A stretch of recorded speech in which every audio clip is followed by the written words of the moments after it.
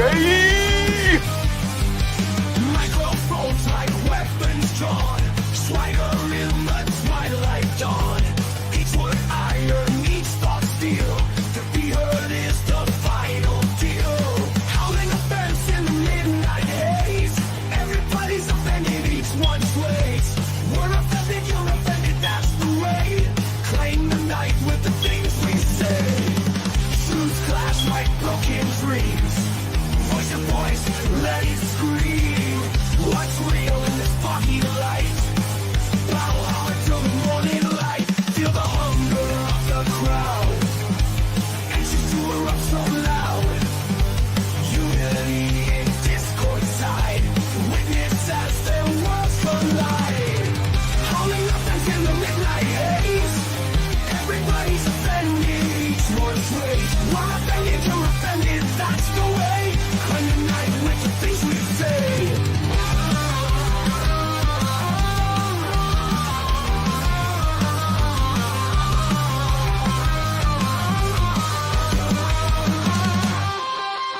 Truths clash like broken dreams. Raise your voice, let it scream. What's real in this foggy light? Battle hard till the morning light. Feel the hunger of the crowd. Anxious to erupt so loud. Unity in discord's tide. Witness as their worlds collide. Howling offense in the midnight haze. Everybody's offended, each one sways. We're offended, you're offended, that's the way. Claim the night with the things we say. We say. We say. We say. We say.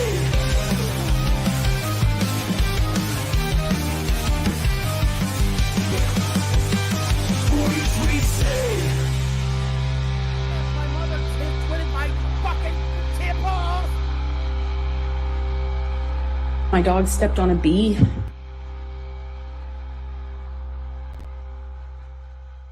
You're welcome.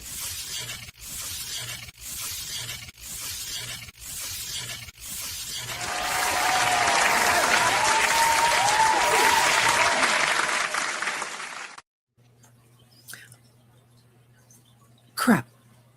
I'm just kidding. Hey, what's up, everybody? Welcome to We're Offended, You're Offended. I'm Kim. This is Tyler. We're starting already. That was Reese in the background. I stopped giving her scratches. If you are new here, hi, hello, welcome. Don't forget to hit the little subscribe button down below. And thank you for clicking on the little button to come sit with us and listen to the craziness going on in the world today. And also, call-in show.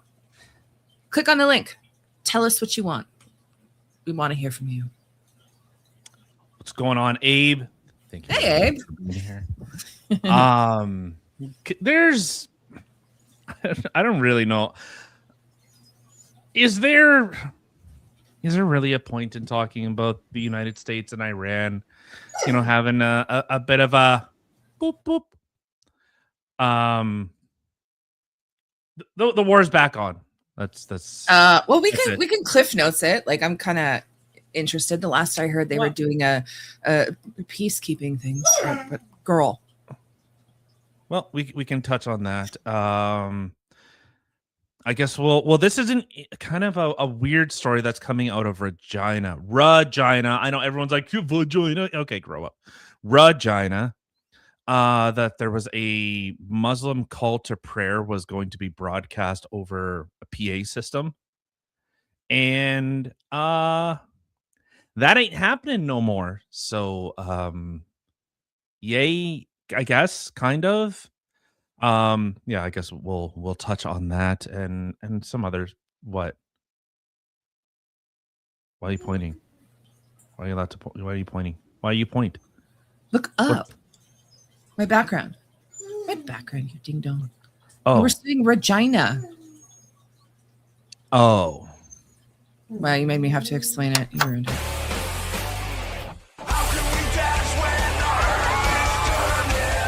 They don't produce anything. They don't do anything.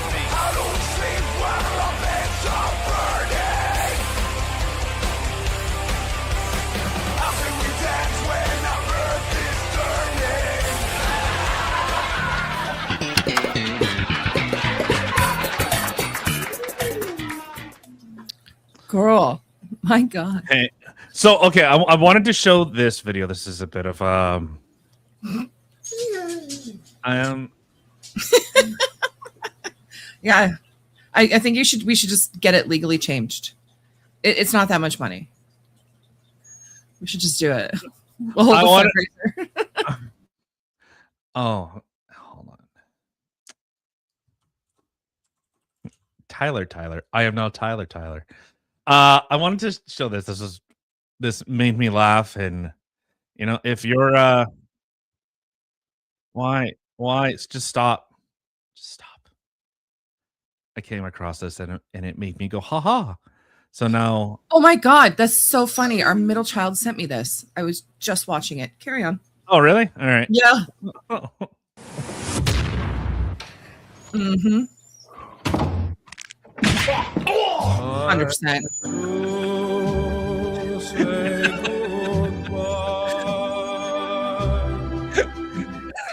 And then after my dad did that, he removed the door. Yeah. No door for you. Yep. Door's gone. Once you learn that you don't slam it, you'll get it back. Mm-hmm. Which is really funny because, like, all those years that I'd be so irritated by it. I did it to our kids. I was like, God, he was a freaking genius.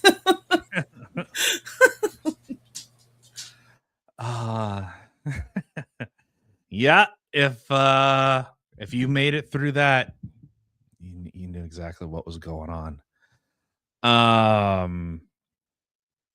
Okay, so I guess maybe we'll start with this. So this is the story that's coming out of Regina. It's funny. It's not really there's really not a lot of information that's going on. Ab fab, sweetie darling. Ab fab, hey. Yes. All right. nice. So I'll kind of just start with this, you know, kind of a story in just like kind of a bit of a progress thing that's going on. So this was about a week ago. This was posted from CTV. So Islamic call to prayers tested in downtown Regina. The Fork? Yeah, Friday afternoon saw the Regina City Jamid Masjid. I don't know what that broadcast. Its first live outdoor call to prayer. So at 1 p.m., they delivered their first live outdoor adhan, also known as the Islamic call to prayer, before their weekly Juma congressional prayer. The Friday call came from the former Building Canadian Cancer Society Regina office. We believe this will help us in Regina to be familiar and introduce the Regina City Jama Masjid within the Muslim and the non-Muslim community, because we are here at the heart of Regina downtown. So this is what they were looking at doing. So you remember watching like those, am I frozen? You sure are. Oh my God. It's like me. It's like a party. I'll be back. We can still hear you. No. Wait, are you sure you want to leave? Yes, I want to leave. He left me. You guys. So how are y'all doing today? You guys, anybody who is watching right now, should come and hang out with us. I'm gonna post the link in YouTube. You'll have to do it on X because for some reason I'm like locked out of it. It's all those videos I was posting. So we believe in multicultural diversity, and we appreciate the Regina Police Service for giving us permission to test this call to prayer with the loudspeaker on the rooftop to give us this permission for 1 month. Okay? 1 month. They one day is too much. Well, funny you say that. So this is right from the old Communist Broadcasting Corp. Regina Mosque faces threats after launching weekly amplified call to prayer. A downtown Regina mosque has received threats after beginning a weekly amplified Muslim call to prayer from its rooftop speaker. Regina City, blah, blah, blah, began testing the broadcast for the I don't care. We are not here to bother anybody as they directly bother people. We are here to meet and greet and share the knowledge. Okay. In a statement, the Regina Police Service said it issued an amplification permit to a local faith group. Police said the permit is based on Regina's noise abatement bylaw and is in place until July 10th, when the city and the police will review the application. No, okay. Police say they issue more than 100 amplification permits each year to various community groups. Yeah, for events. That's it. It's for events. It's not a running thing. It's not a constant thing. Since the first rendition of this call to prayer, Raham don't care said the mosque have received 10 to 15 threats and negative messages by phone, email, and social media. Some of the messages said he appeared to be based on misunderstanding about how often the call would happen and where. None.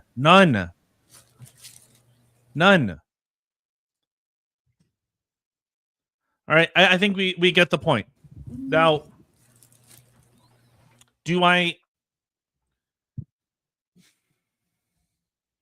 how should I phrase this? It's unfortunate that it's had to come to the point because we are inviting people that are saying, like, you don't see in Muslim nations, they're not out in the street just praying. They're not doing that there. But why are they doing that here? Why are they specifically doing those types of things here? That's a question on its own. Second, that it's unfortunate that it's had to come to this. It's had to come to people saying, no, we don't like this. Now, of course, you know, the media and everyone else will be like, look, Regina, look, Islamophobia and all that stuff. It's just, no, we know your doctrine. We know your teachings. And we tend to see a trend. Notice we tend to see, like, say, Christian nations seem to go one way. Muslim nations all seem to go a different direction. And so, you know, if you look at them just by, well, where do they seem to end up? Well, they seem to end up where women are stoned to death because whatever reason, name it. There's probably anything a woman does in North America today. Why? What? If she talks or breathes, yeah. Right. So we're saying, hey, we don't think that ideology is good. Much like we would still look at someone that was, well, in Canada, if you like support the little mustache man or thought what he was doing was good, you'd be laughed out and mocked and ridiculed outside of polite society. So what's the difference here? All cultures aren't equal. They don't all have equal value. No, I used to, back in the day when I was younger and more naive, I used to think that. Definitely is not the case. No, I don't want this ideology permeating here. I don't want, you can, why don't these people go to other Muslim nations? Why do they have to come here? Dude, because it's world takeover. They're going to all these other places because they want to take over the world. That is literally their end game, is to make the world all Muslim. Allahu Akbar. I know. And well, Christianity is on the decline. Yeah. And Islam is on the rise. Like, is 1,000%. going to be, if not already, the largest organized religion in the world. I haven't seen any other place or anywhere where any other race or religion of people have congregated, taken over an area in a not good fashion. It's not just like, oh, we're going to go and buy some homes over here. Nay. Kicking people out of their homes, taking over towns. Like, have you ever seen any other group of people do something like that anywhere else in the world? No. This is the only thing I've ever seen. Now, correct me if I'm wrong. This is a call-in show. What is this here?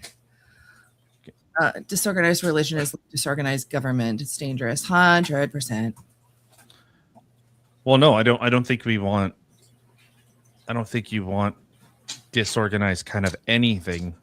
Like, Exactly. unfortunately, well, the thing is, like, just looking at the doctrine, looking at their teaching, look at what they say, listen to what they talk about. You can look at how many Sam Harris debates do you need to see? How many Richard Dawkins? How many Christopher Hitchin debates with Islam or against Islam? Do you see the number of times they say, well, what's the punishment for a woman if she doesn't cover her hair or something like that? Oh, well, we stone them. We stone them to death. And they say that almost without hesitation. It's like, well, yeah, of course. Well, yeah, it's very matter-of-factly. Like, if you saw the Church of Little Mustache Man start popping up, wouldn't you think the same thing? Isn't that crazy? Like, that actual thought process that if somebody, if you would see people who are worshiping Hitler, sure, whatever, Pol Pot, Putin, or what, all these other horrible people in, I know, I can't word, but all these other horrible people from history, if you've seen any religion that was worshiping these people, a serial killer, anything, like, you'd be like, what is wrong with you? This is bad. And yet everybody seems so accepting in a religion that literally worships somebody who raped and married a 9-year-old or some shite like that. Mm-hmm. Like, what? And it's literally, it's in their thing. It is okay to assert yourself on people and take what you want from them. I feel like you get what I've seen, in a grapey sort of way. Well, and should we be promoting this? This has actually been a problem for well over 2 decades. I remember listening to CJOB like decades ago, and they were talking about honor killings. They were talking about these things are going on, that this is a problem, and should we be doing something about it? And of course, the bleeding heart liberal goes, well, but should we should, but not all. Which, okay, I agree with to an extent, but when that is the foundation of your documents, that is your teaching, that is what you believe. 100%. Now I start having a problem. Well, and it's funny because, like, you'll look at it on the other side of the pond, let's just say. You look at it over there and you'll see these things happening in other countries, and you're like, this is bad. Like, this is horrible. There's not much I can do from here, but thank God Canada's not like this. This is concerning, but we're gross. Not like this. Sorry, my dog choking on a pig's ear. Sorry. And then what do? They're like, oh, this is bad. This is horrible. But let's open up our borders and come to Canada. Come, we want you here. Or to other countries. You know what I mean? Like, you don't like what they're doing over there, but then you bring them here thinking things are going to be different. What? Well, yeah, exactly. If those are the people that are committing those things back there, it's not going to be different. Like, I kind of feel bad for people. Like, I'll play this video in a little bit. Like Christopher Hitchens, or think of the number of people who debate these things, and they're all saying, yeah, of course we do that. Of course we do. Yes. What do you mean? Like, it is kind of, it's one thing to engage in with like Christian apologetics, because I'll say this, and I think most Christians would actually agree with this. I don't think Christians follow the teachings of Jesus or God. They follow the teachings of Paul. So I don't think I'm stepping out of line. I think a lot of people follow the they listen to Paul more than they listen to God. But so I'm just gonna say, don't before you move on. I have a video. Like before you move on to a different topic. I mean, did you just shush me? No, for something completely different. Very ruffled by the title of your book. Did you have to settle for the literal negation of Allahu Akbar? Yes. Unfortunately, thank you for that question. Thank you. At the moment, it's very clear to me the most toxic form that religion takes is the Islamic form. The horrible idea of wanting to end up with Sharia, the state of religious law, and that the best means of getting there is jihad, holy war, and that Muslims have a special right to feel aggrieved enough to demand this. I think it's absolute obscene wickedness, and I think their religion is nonsense. God speaks to some illiterate merchant warlord in Arabia, and it contains the answers to all human. Don't waste my time. It's bullshit. But you're saying the same about it. Also, that God speaks. The Archangel Gabriel speaks only Arabic. All religions claim to be revealed truth, but Islam rather dangerously says ours is the last and final one. There can't be any more after this. This is God's last word. Now, that's straight away a temptation to violence and intolerance, and if you note, it's a temptation they seem quite willing to fall for. Every Allahu Akbar reminds people that we're in a very serious struggle with a very depraved religion. As a Sufi Muslim. it's 100% right. Absolutely. 100% right. Like, how many times do we have to teach you this lesson? And the sad thing is, when you think of all the things that are going on in the world right now, because of that culture, people still aren't like there are some that are starting to wake up, but they're still like the governments aren't cracking down and stuff like that. The one who Poland was like, bye, you're not in here. Borders completely closed. And they're thriving. I wonder why. Well, and when you start importing, this is why I've said, like, hey, when we're importing, like, the whole idea of multiculturalism, it's first off, it's failed. The experiment has failed, and it's failed spectacularly. It's not little China, it's China. It's not little Egypt, it's Egypt. It's not little Italy, it's Italy, not little France, etc., etc. It is creating many nations within a nation, and you cannot fly two flags. You cannot serve two masters at once. Well said. So when we have people that are saying, like, I remember watching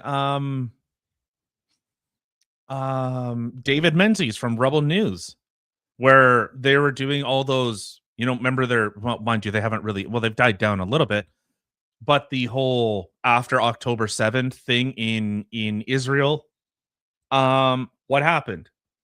We've seen people out in the streets. We've seen people getting shot at, people getting attacked, people getting beaten, all this type of stuff. And the police stood there, did nothing. When a guy was asked, well, aren't you Canadian? He said, I never swore allegiance. That's your job to make sure that I swore allegiance. I didn't. I remember that one. That was, and the thing is, that was just, even for me, that was so eye-opening. I'm like, okay, Canada, here is what's happening. This is what you need to do to change it, like 100%. Well, let's put this into, like, think broadly, or maybe more narrowly, I should say. Why is it such a big deal when you've seen in Iran when women were taking their burqas off? Why? Ooh, Like, if that's well, but that's the thing. If Islam is about modesty and look, we give women rights and all this type of stuff, why was it such a shock when women were taking those things off? Why? Everyone should be asking that question. Right. And I'm pretty sure unfortunately, a lot of those women who did take it off after the cameras were not rolling anymore were sadly punished for it. Yeah. Like it's such a, it's just like, Are we not paying attention at all to any We of have a this? right to bring up our children in accordance with our beliefs, which have served us over the centuries well. I bring that child into this world. I educate him. I give him everything. I know that's going to make him a better human being. Do you teach them that you may not apostates share should that. be punished? You may not share that, but that is my religion. What you teach the children will happen to them if they give up the Muslim faith. Well, let's bring the debate back into. No, I- What is the and we penalty are for talking- apostasy? Watch. Did you see how he stopped and pivoted? What's the punishment for apostasy? What's the punishment for apostasy? What are you I'm going to doing? assume death. Right. But immediately, now when you call them to task, what is the punishment? Whoa, we're getting off a no. Answer it. Answer it. What is the punishment if you disobey Muhammad, if you disobey the final teachings Oof. of Allah? If a child is born into a family given a certain religion, as they grow up, they learn about other religions. It does not prevent me from being open to other religions. I, in fact, have come to this country and chose to put the veil on. What is the penalty for leaving the Muslim faith? To be honest, I cannot back that point up. as Dr. I- Oh, come on. You know why? Because the answer is you're gone. You no longer exist, and you're not going to say that on live TV. Qadam, what is the penalty for apostasy? And, before You very well know if it's an Islamic country, then the Sharia is very clear. Apostasy is dealt with the death penalty. Thank you. That's all I want to hear. But what There you go. And we are importing this, and for some reason, the left has absolutely like, okay, I can look and argue with Christianity. Okay, I can see the problems and pitfalls of closed-minded thinking. I have a big problem when the same people that are going, we have a problem with Christianity, but then we also are going to embrace a more fundamentally strict. I will say this about Islam. They're a lot better at keeping to their traditions than the Christians are. Yeah, I feel because they've evolved. They've evolved with the time where Muslim haven't. They've stuck with their bajillion years ago. Right. Well, mind you, Islam is 500 years after supposedly Jesus walked the earth. So, Interesting. maybe you're a couple, centuries off. But at least Christianity went through an Enlightenment era. That's what Christianity went through. So at least in the West, has gone through some type of enlightenment. Islam has not. Islam has remained the same. I believe that the punishment for apostasy in a correct Islamic state is death. I believe that that's the correct. Let me finish. Let me just respond, sir. I believe that that is the correct punishment, which has been revealed by God, both in the Quran and the Bible. Do believe I should be killed? Isn't it what? Today. And I answered you, sir. Yes or no? I answered you. Yes or no? I answered you. I think and you said yes. You want me to Yeah, continue? I said, yeah, you answered me. In a proper Islamic jurisprudence. Notice how they try to use that. They try to sneak that in a proper. Well, what does proper mean? Do we have to debate what proper? What is your definition of proper, sir? You mean in a fundamentally Islamic state? This is why I've actually, unfortunately, have had to start rereading the Bible, because the whole idea of turning Western nations into Christian nationalist nations, theocracies. I have the same problem when I hear that from Muslims. I have this exact same problem when I start hearing that from Christians, that North America, the United States, Canada should be a theocracy. No, fuck off. No, I don't want your fundamentalist teachings here. I don't. Just like with this guy. Whoa. Well, okay. He wants Sharia law. Okay? That's what he means by proper, is a fundamentalist world where it is in strict adherence with the Quran, with the teachings, and strict obedience. They want what happened in Afghanistan, where in Iran, or you know what? Sure, let's go with Afghanistan, because it went from women were going to school, women were, had more rights then than they did at any point basically in Afghanistan's history, till one day a bunch of fundamentalist goat herders came in and went, no, not anymore. Not anymore. We're implementing strict Sharia law. Look how fast that suddenly shifted. Ended overnight. And we are importing that same ideology. I'll let this finish playing. Wait. What I see when I look at this guy is I see somebody who was, like, I'm talking about the guy on the right, who is an American, who was maybe given a shite hand at something. He didn't have a very good life, and he's just filled with a lot of anger, and found a religion that allows him to put out that anger onto other people, and it's actually allowed. And the funny thing is, with talking with somebody who is was of the Muslim religion, people who convert, so you have all those stupid idiots that are all over the place that are like now white American women or whatever wearing hijabs and this and that and claiming to be Muslim. Those are the people who convert are the first ones and the ones who are designated to have the bombs on them and walk in someplace. They are the first to go. The light skin are the first to go. But in this case, if you convert, you trump the light-skinned Muslims. It's the darker skinned ones, like the really dark ones, that are the most hold on. Well, what's funny is because it was the darker skinned are the more simplistic. I'll use that word. They are the more simplistic thinkers.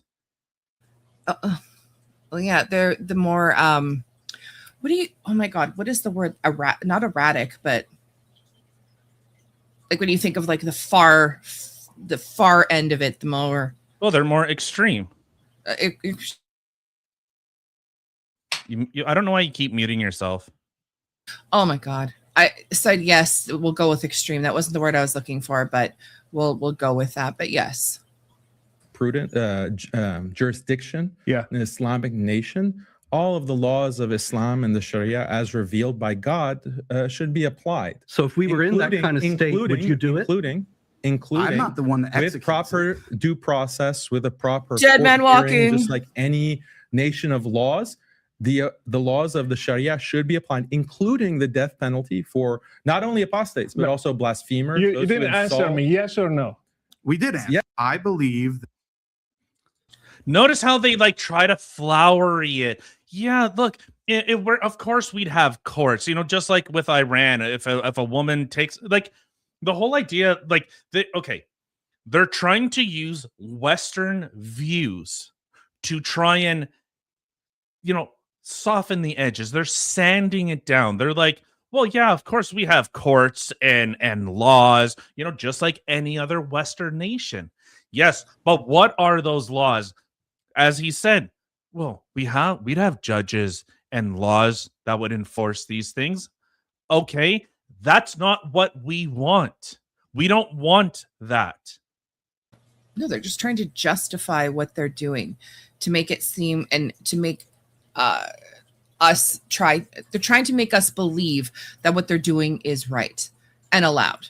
And because it's their religion. But the thing is, so you have people who are like, but in our religion, we're allowed to do these things. I'll show you a video of that shortly. But it's like, okay, but people have allowed these things for so long and given them special privileges and stuff. Who else do you know that's allowed to walk around with a freaking like machete? No one. Like no actual natural, like anybody who's not that religion is not allowed to. So we've allowed these things to go on for so long that now they're like, well, it's okay in our religion. Like, why aren't you allowing it? You've allowed us to do this and this and this and this. Well, why wouldn't you allow us to do this? Like they just assume. And the thing is, they're not wrong for assuming, because people have been so, yeah, you do you. Well, you know what? We're a Christian nation, and this town here is probably a bunch of Ukrainian or indigenous people. But you know what? You want to do your call to prayer. You know what? You're new here. We're going to welcome you, and we're going to give you that golden pass. So the kind of the interesting thing. So when you're listening to that guy talk, there's certain reasons you can actually lie, and I just pulled up some of them here, because like lying is a sin. It's wrong. It's bad. It's not good. It's haram. The fact that we have to learn these words just shows how screwed up we are. But how you can lie is in war, deceiving enemies to protect Muslim lives or achieve strategic military objectives. Islam has been at war with everyone since its inception. It's always been at war. Reconciliation, telling falsehoods or exaggerations to reconcile between two parties who are in conflict. Marital harmony, spouses may lie to each other to enhance affection and avoid unnecessary hurt or maintain family stability. So, in all other circumstances, including lying to gain unfair advantage, cover up private sins, or in jest, it remains strictly prohibited. But the main thing is they view they are at war. They are at war. They always think they're at war. That's why they're allowed to bring their freaking machetes everywhere.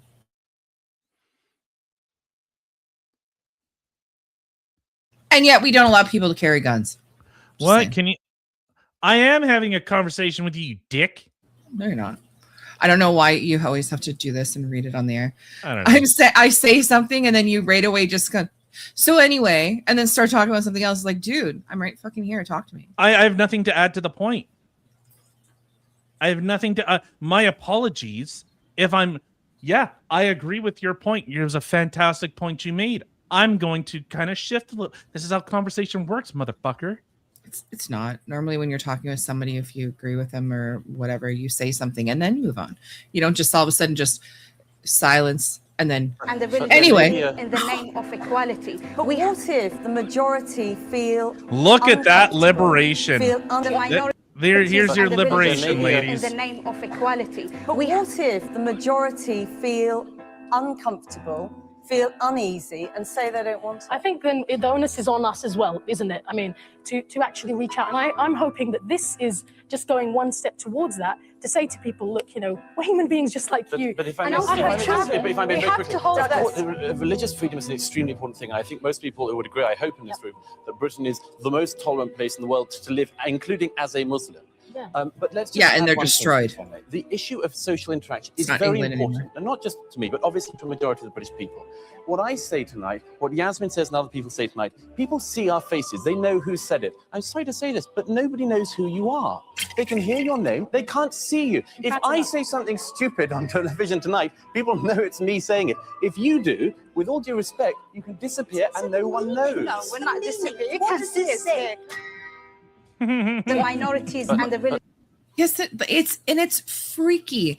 Like, you see that You you become alluded to the Muslim, sun. you worship the God Jesus. Sorry, I thought I removed it. Sorry. Wow. Yeah,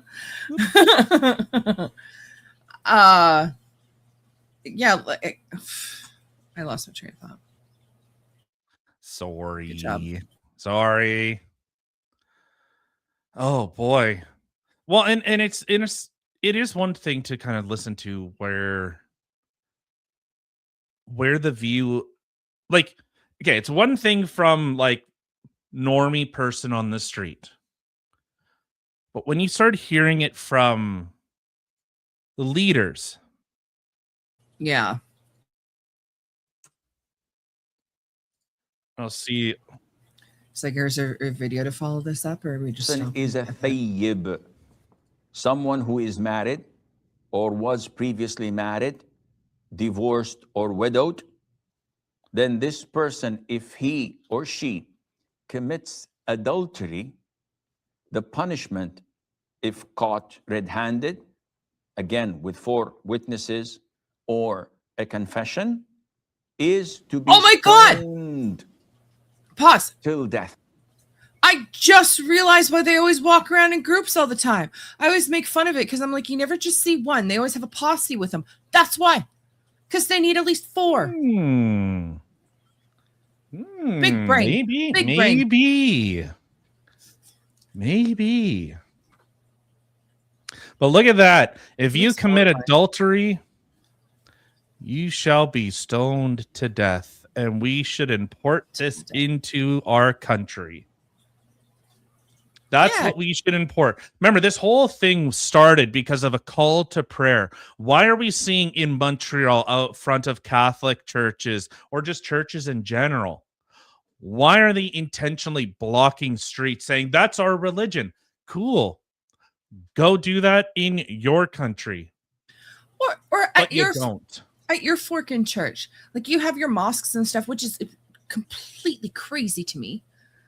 Because that is like by the bad people who create these mosques, the regime, and freaking Canada and United States, they're allowing these people to build these things. So, okay, you want to go do your weird shit. Oh, that's the first swear I had. You beat me. You swore already. Anyway, you want to go do your weird stuff in front of your own church. But fine, whatever. It's your church. I don't care. I could see you suck. I could see like if there's a Buddhist temple, you got a bunch of Buddhists outside, just like I don't know, meditating to trees or something. And no disrespect, but to go in front of a Catholic, like that's not okay. If roles were reversed and you had a bunch of people from the Catholic Church go in front of the mosque and start doing their, I don't know, sit, stand, kneel thing and praying and doing the rosary and all that other shite, you know, people would be up in arms.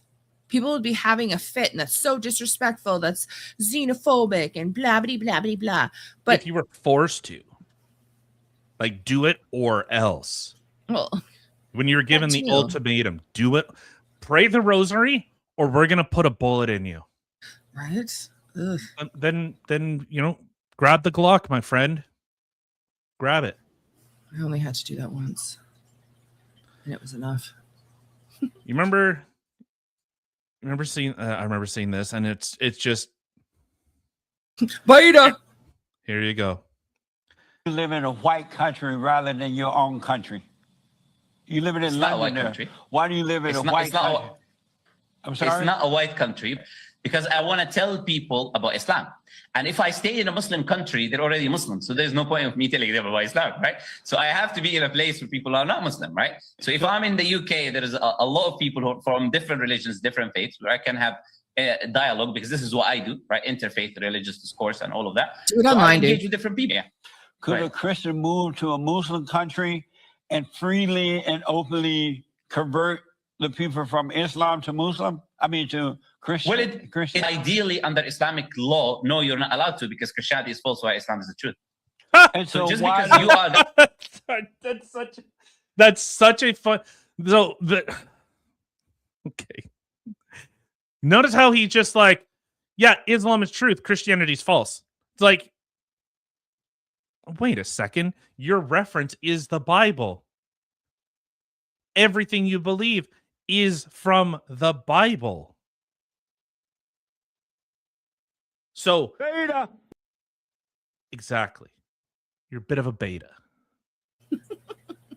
So you reference a book that you say is corrupt. It's just like the Mormons and their whole thing of like Joseph Smith rewrote the Bible and how he, you know, how it was told to him and you know, his way or his writing were the most accurate, even though it's like riddled with errors.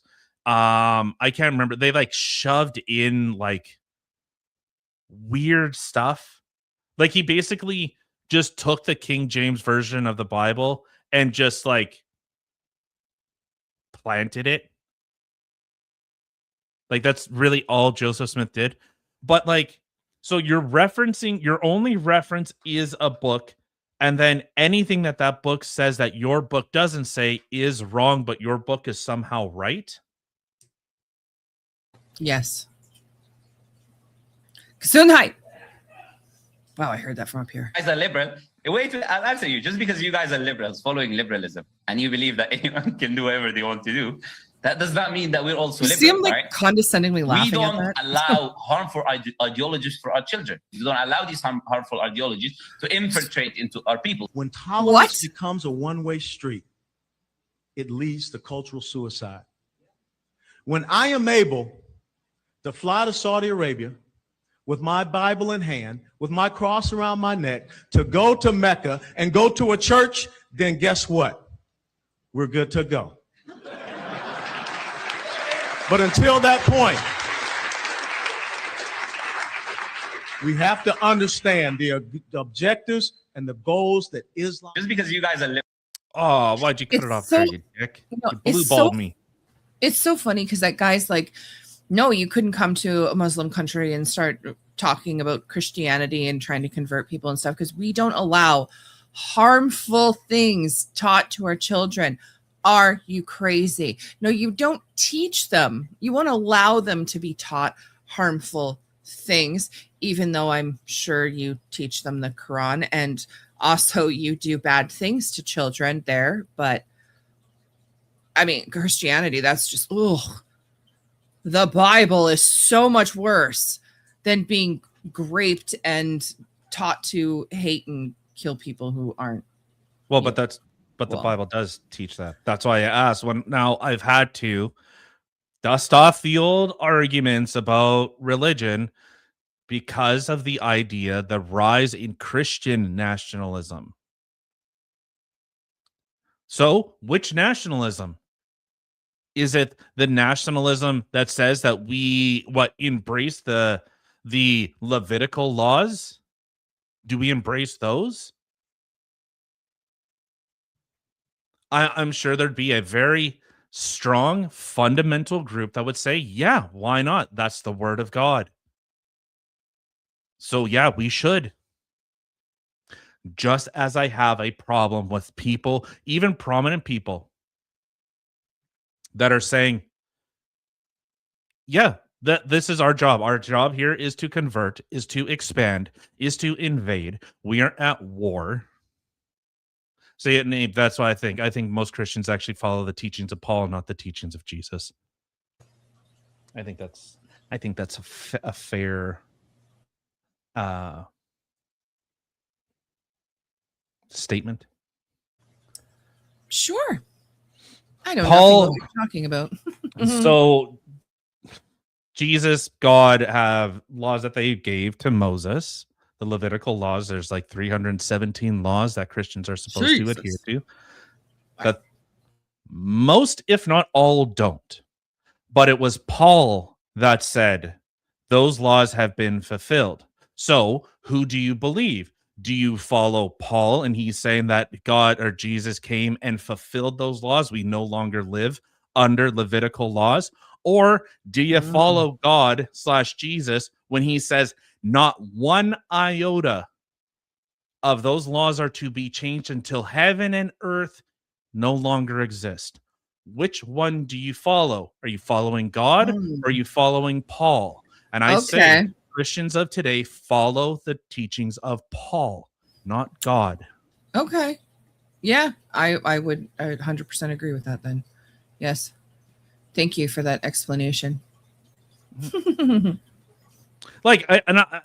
just pointing it out. I'm not, trust me, I would rather those Levitical laws gone. Like the fact that they're in there is wild to me.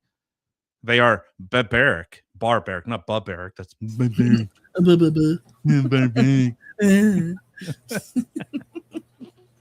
Right. So I would be happier if those laws weren't in there to begin with. It's not true, Abe. So for the Jews of the time, Jesus on the cross said it finished. He was the fulfillment. No sacrifice was needed. Christ took that, but that's not true. That's the thing. Well, he died for your sins. Is that how people are taking that? He died for your sins, so all those are gone now. That's the teachings of Paul. Yeah. That's the distinction. Jesus says, I'm not here to end them. Those laws still exist. It wasn't just for the Jews. It wasn't just for a culture that existed then. They're timeless. They're for all time until heaven and earth no longer exist. Still to this day, it blows my mind the fact that you are an atheist and you know more about the Bible and the teachings and stuff like that than I ever knew. Stop. Why? Because it's irrelevant. But it's not. Whatever. It's irrelevant. Your face is relevant. So I'm looking at the entire thing is looking. I agree. There is no new covenant unless you are following the teachings of Paul, which I think most Christians follow the teachings of Paul. Yes. There can't be.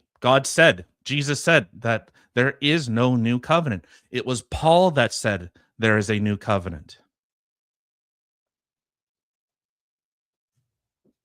Trust me, like I said, I'd much rather live under the teachings of Paul and him saying, hey, those old laws, they're done. They're gone. We're not instituting those anymore. Right? I would much rather that. Where did Paul get his teachings from? Well, what do you mean? I wasn't planning on turning this into a Christian discussion. It's just showing that.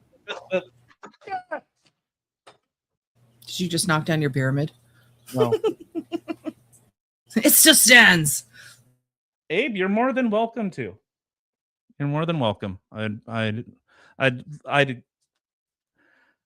very much enjoy the discussion. So, the link is there. Yeah, I posted the link. It's call-in show, so you can jump on in. It's more of a chill stream. Like, this is just, hey, this Regina thing, like, hey, we're seeing this. This is now becoming more and more pervasive. And we're just seeing the encroachment. Like, hey, if the idea is, okay, we have a big problem with fundamentalism moving in, especially Islamic fundamentalism. We're brothers here. I'd rather argue with a Christian because at least we have some level of mutual understanding. I don't think most Christians want to see atheists strung up and killed. Unless you're a leftist.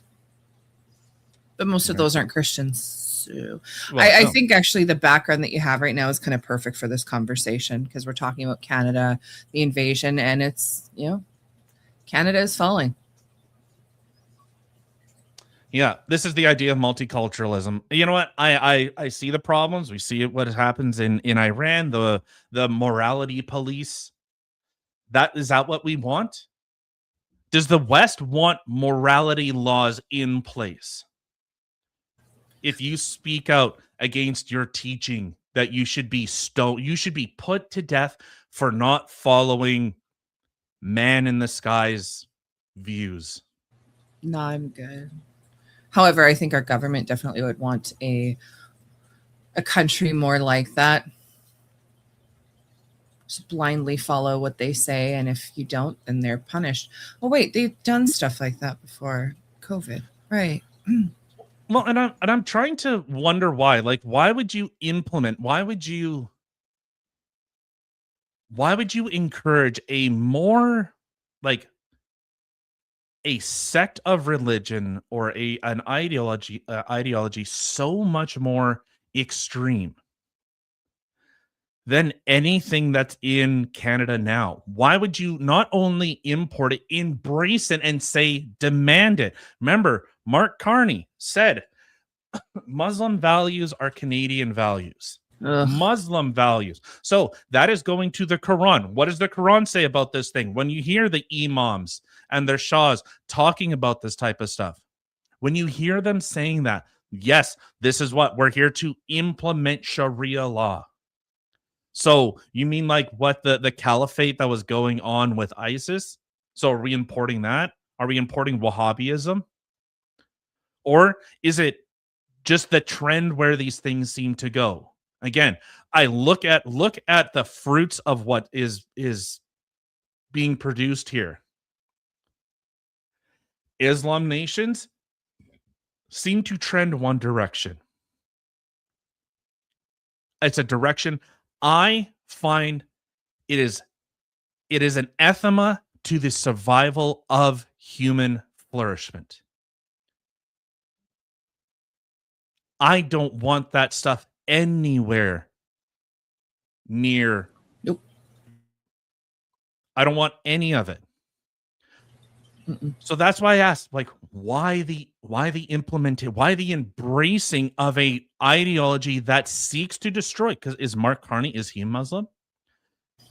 I feel like he knows nothing about the Quran, nothing about their actual religion, their practices. I feel like he is just, a freaking puppet, as per usual, just a yes man. Just, yes, we need to embrace this. It's something new. Canada is multicultural, without actually doing research into it and then allowing these things. And then you're going to wonder, well, why are all these things happening here in Canada?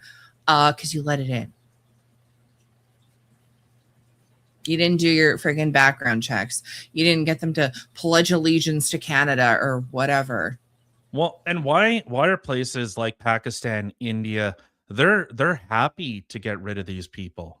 Because they're the bad ones. They're the criminals. They're the ones they want out of the country. They want to keep all the good educated ones and they want the bad ones gone. They have literally released people from prison to then go away to Canada or United States or wherever else to get out of the country. That's what they're doing. And Canada and all these other countries, they're not doing their freaking checks. Yeah. So it's, well, I don't know about that. You have to assume that these people are capable in what they're doing. They're competent. They're able to do it. I don't know how competent they are. But here, I want to show you this video. That face, though. Jesus. Sorry there, Sand Fleas. Does this offend you? I'm sorry we did that. We thought she wanted it. You thought that she wanted you to grab her and pull her into it. Your discretion is advised. She wanted you to put your hand over her mouth while your 7 friends took turns raping her.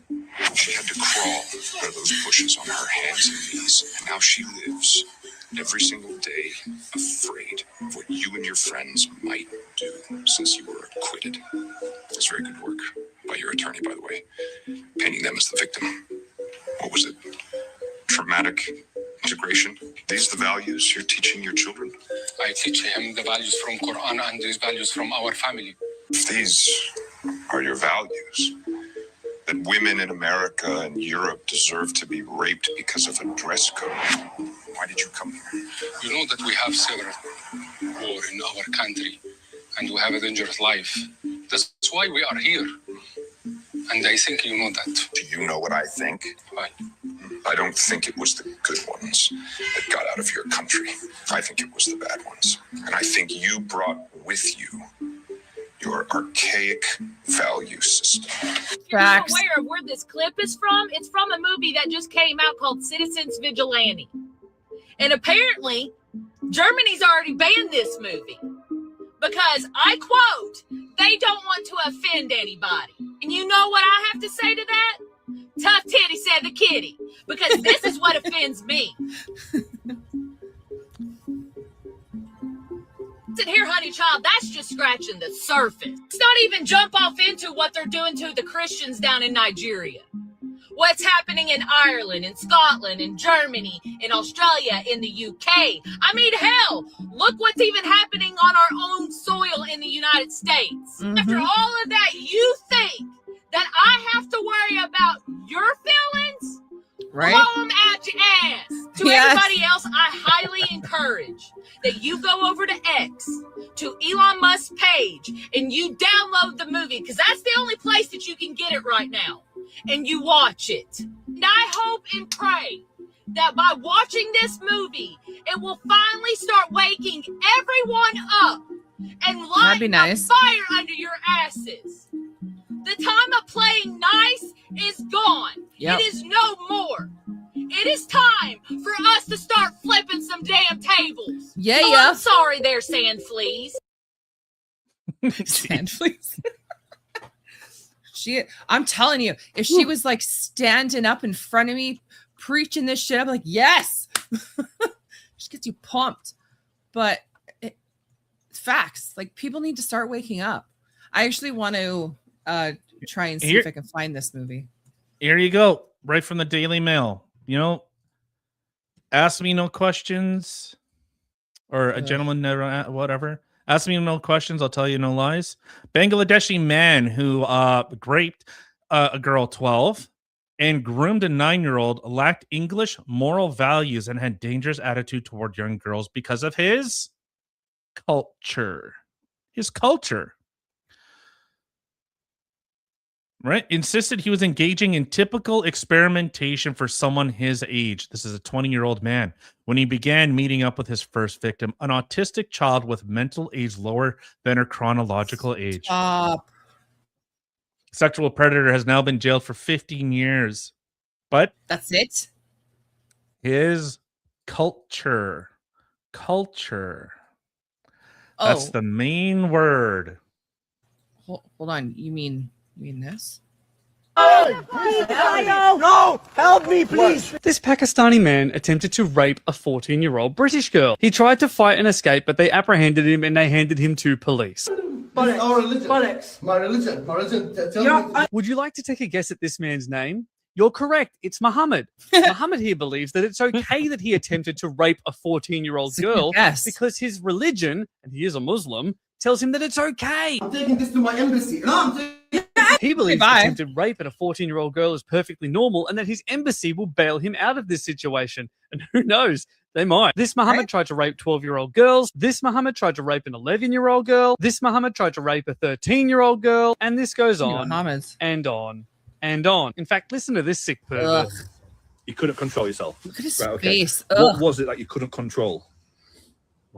Yeah, but what about yourself? Yeah, but what was overwhelming? Like he looks like he's what still about this turned child on.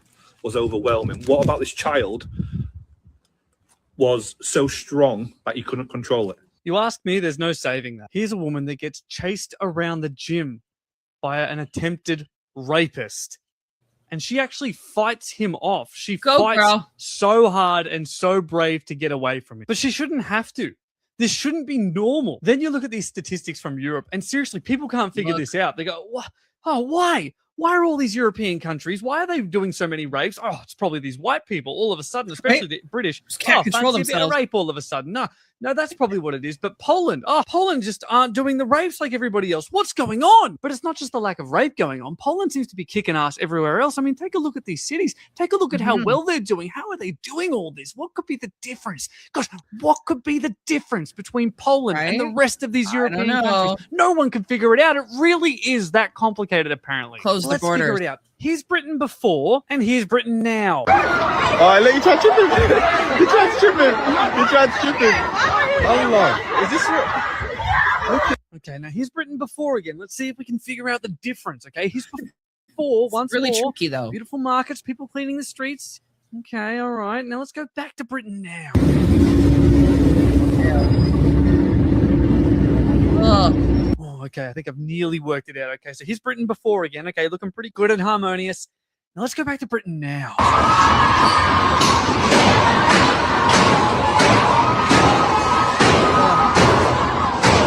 shouldn't be complicated. I don't know why it is. We are bringing in people who hate our culture, who hate our Yes. people, and who will rape our women and children. 100%. But for some reason, the feminists can't point this out. They're more than happy. Again, I've said this before. They're more than happy to point at men. Oh, men are the problem. Men are evil. They need to stand up. Well, what kind of men are doing it? Because it ain't me. And it turns out, for the most part, it's not people who look like me. When are you going to face reality? I don't think you ever will, because you're too scared of being called racist. Yes. You're too, it doesn't feel nice, does it? It doesn't feel right. It's not what Disney taught me to think.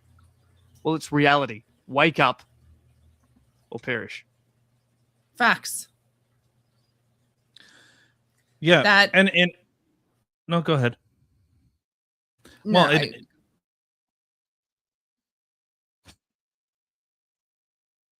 Timothy 2:11. Just remember that, okay?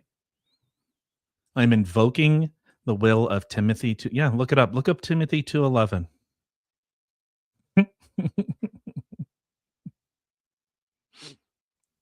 All the ortho bros in chat know what I'm talking about.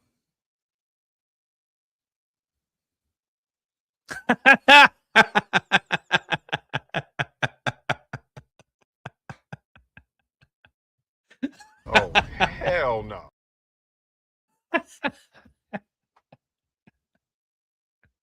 Wow. Mhm. Yeah, so that's been my focus, and I think there are a lot of people here, like just even Canadians, that look at our culture as wrong, but they've imported the worst. They aren't the. It's not making our civilization or our culture better. I have no problem if someone. I don't care where they come from. I don't. I honestly don't. I don't care if they come from India. I don't care if they come from Australia. I don't care where they come from. But do they embrace Canadian values? Do they value our Charter of Rights and Freedoms? If not, I don't care what skin color you are. You need to go home. You're not here to make things better. We don't need enriching by watching little girls get SA'd just so that we can enrich our culture. That's not enriching. That's suicide. How about this? Check this out.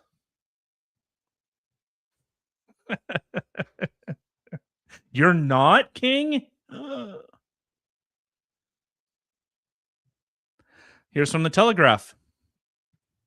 A German woman, mind you, this was a little girl, 15-year-old little girl, was given a harsher sentence than the rapist for calling him a pig. A woman in Germany has been given a harsher sentence than a convicted rapist after she was found guilty of defaming him. Maja R, a 20-year-old. Oh, sorry, she was 20. Wait. Okay, hold on. I'm going to read this I don't again. care how old. Are you freaking kidding me?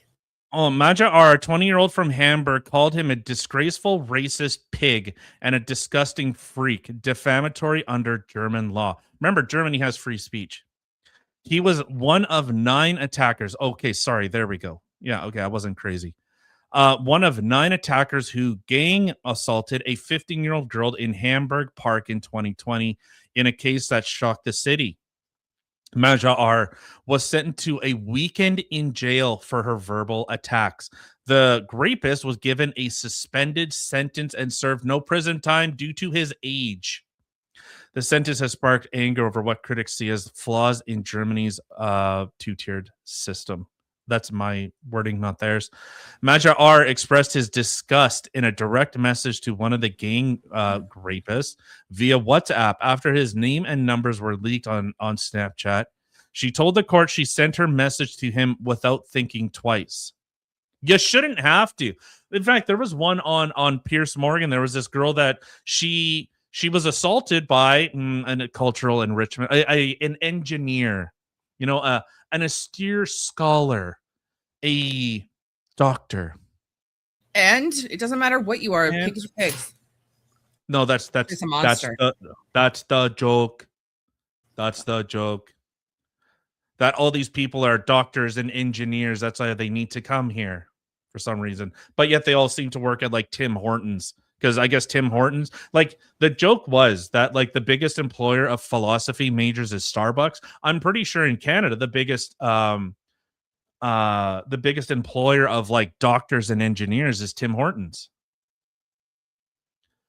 But there was a girl, she was assaulted by a cultural enrichment person, and she called him a bundle of sticks. As one should. That is a fantastic word. And she had to go on an apology tour. She was on Piers Morgan apologizing. I'm pretty sure we covered this. I was like, wait a minute. Yeah. That was on one of the top crazies with me when it was just me. Yeah. Mm-hmm. Yeah, that was absolutely insane. She literally, when the police came to arrest her for doing this. Heathen. I'm just kidding. Ortho, is that Orthodox? Yes. Okay. Heathen. When they went to go arrest this woman too, she was in her bath in her flat. So they bust into her flat, go upstairs, take her. There was 11 of them, I believe. They go into her bathroom. She's buck ass naked. There was like 1 or 2 female cops. The rest were all male. And she's sitting there while they're yelling at her that she's being arrested. She's like, can you guys go away? Like, really? Yeah, it's absolutely insane. Somebody, it's maddening to me. Like, it just come together. It reminds me of the story that we did a little while ago, where that one guy literally was getting attacked by a Muslim person. The Muslim person stabbed him. The cops come and they arrest the guy who was stabbed and bleeding to death. They arrest him instead of helping him and let this guy go. Oh, and his brother was helping cover up everything. His mom, the assaulter's mom, all this stuff. So when you see these instances, I remember we used to live in Winnipeg, and we didn't lock our doors. Oh, you're crazy. Like, it wasn't even a thought. Well, in Transcona, no. Transcona was a safe place. Was a safe place. Or so it felt anyway. Right. Now, this is what happens when you bring people that don't share your culture, don't share your values. Don't look at other people as, we're all pulling the boat. Like, if we're all rowing, like we're all rowing the boat together. But then you have some people that they're faking it. They're just like, they're not doing it, or they're actively doing opposite because they don't know the difference between forward and back. No, they're the drummer sitting at the front of the boat. Of Eid. The values of community, of generosity, and yes, of sacrifice. These are Muslim values. These are Canadian values. No, they ain't. And listen to those trained seals clap. Yeah, it's gross. In fact, the Muslim Brotherhood in Canada That's the thing. Are looking at building anti-Islamic hate curriculums in order to stop. Oh my god! Just add it on to the freaking. Just go under the freaking LGBT mafia freaking umbrella. Just go under there. Oh right, you would throw them off bridges. My bad. Well, maybe they could be like a subsection. Just start going under there, because everyone's got to pander and to everybody else except Canadians or the victims. Because we don't want to hurt anyone's fifis for being racist, right? That's what I'm saying. And I will just kind of interrupt the conversation. If you are here, of course, hit the like button, share the show with everyone you know, and yada yada. Feed the plant. She's hungry. Bellissimo. Feed me all night long. Feed me all night long. Great movie.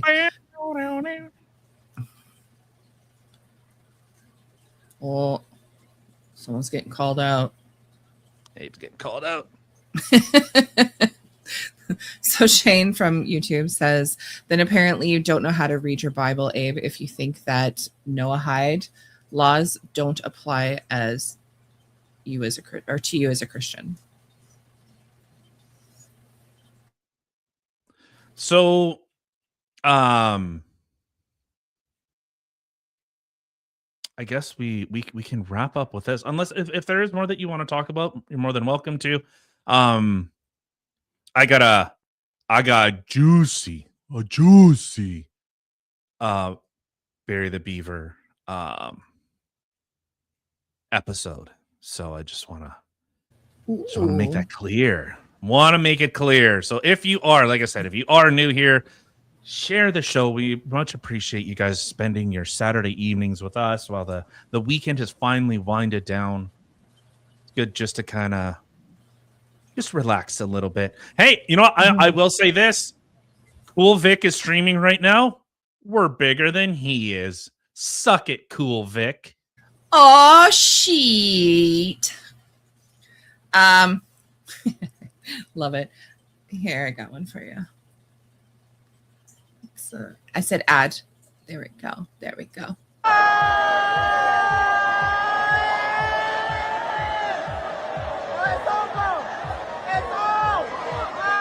Who's the conehead? The I don't Goyim know. have gone insane over rich gladiators that don't know that they exist, putting a ball in a hoop. Leave 5 guys alone, you son of a bitch. Or is that checkers? Right?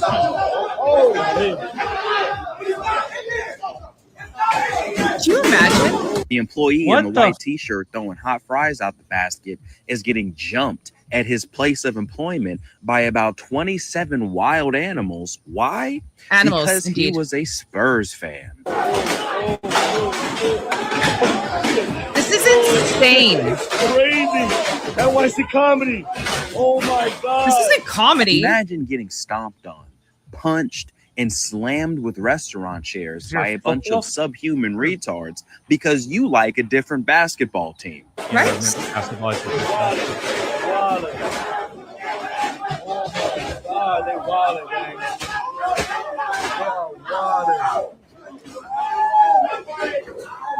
We used to live in the country, man. He's got no shirt all of a used to sudden. truly have a high trust society where things. What? No, it's just I'm thinking about like even poor people, you know, even like during the Great Depression, like the 1930s and stuff like that. They still dressed in a suit. You know, they put on their Sunday's best. It wasn't just Sunday. They did it every day. There was like some type of modesty. It's like, you know, how many times do you see like a chick that's in pajamas? Actually, I'll see if I can find it. There was a chick. She was literally wearing like a muumuu pajama out, you know, running around. It's like, Sounds about right. you know, Too lazy to even get dressed. right, and that I think is a highlight of just societal decay. 100%. My mom would never let me out of the house wearing pajamas, ever. I had certain clothes. I had around the house clothes. I had going to school clothes. So I'd go to school. When I came home, I had to change my clothes to now my play clothes. And then you had your pajamas. I changed 3 times a day. Yeah.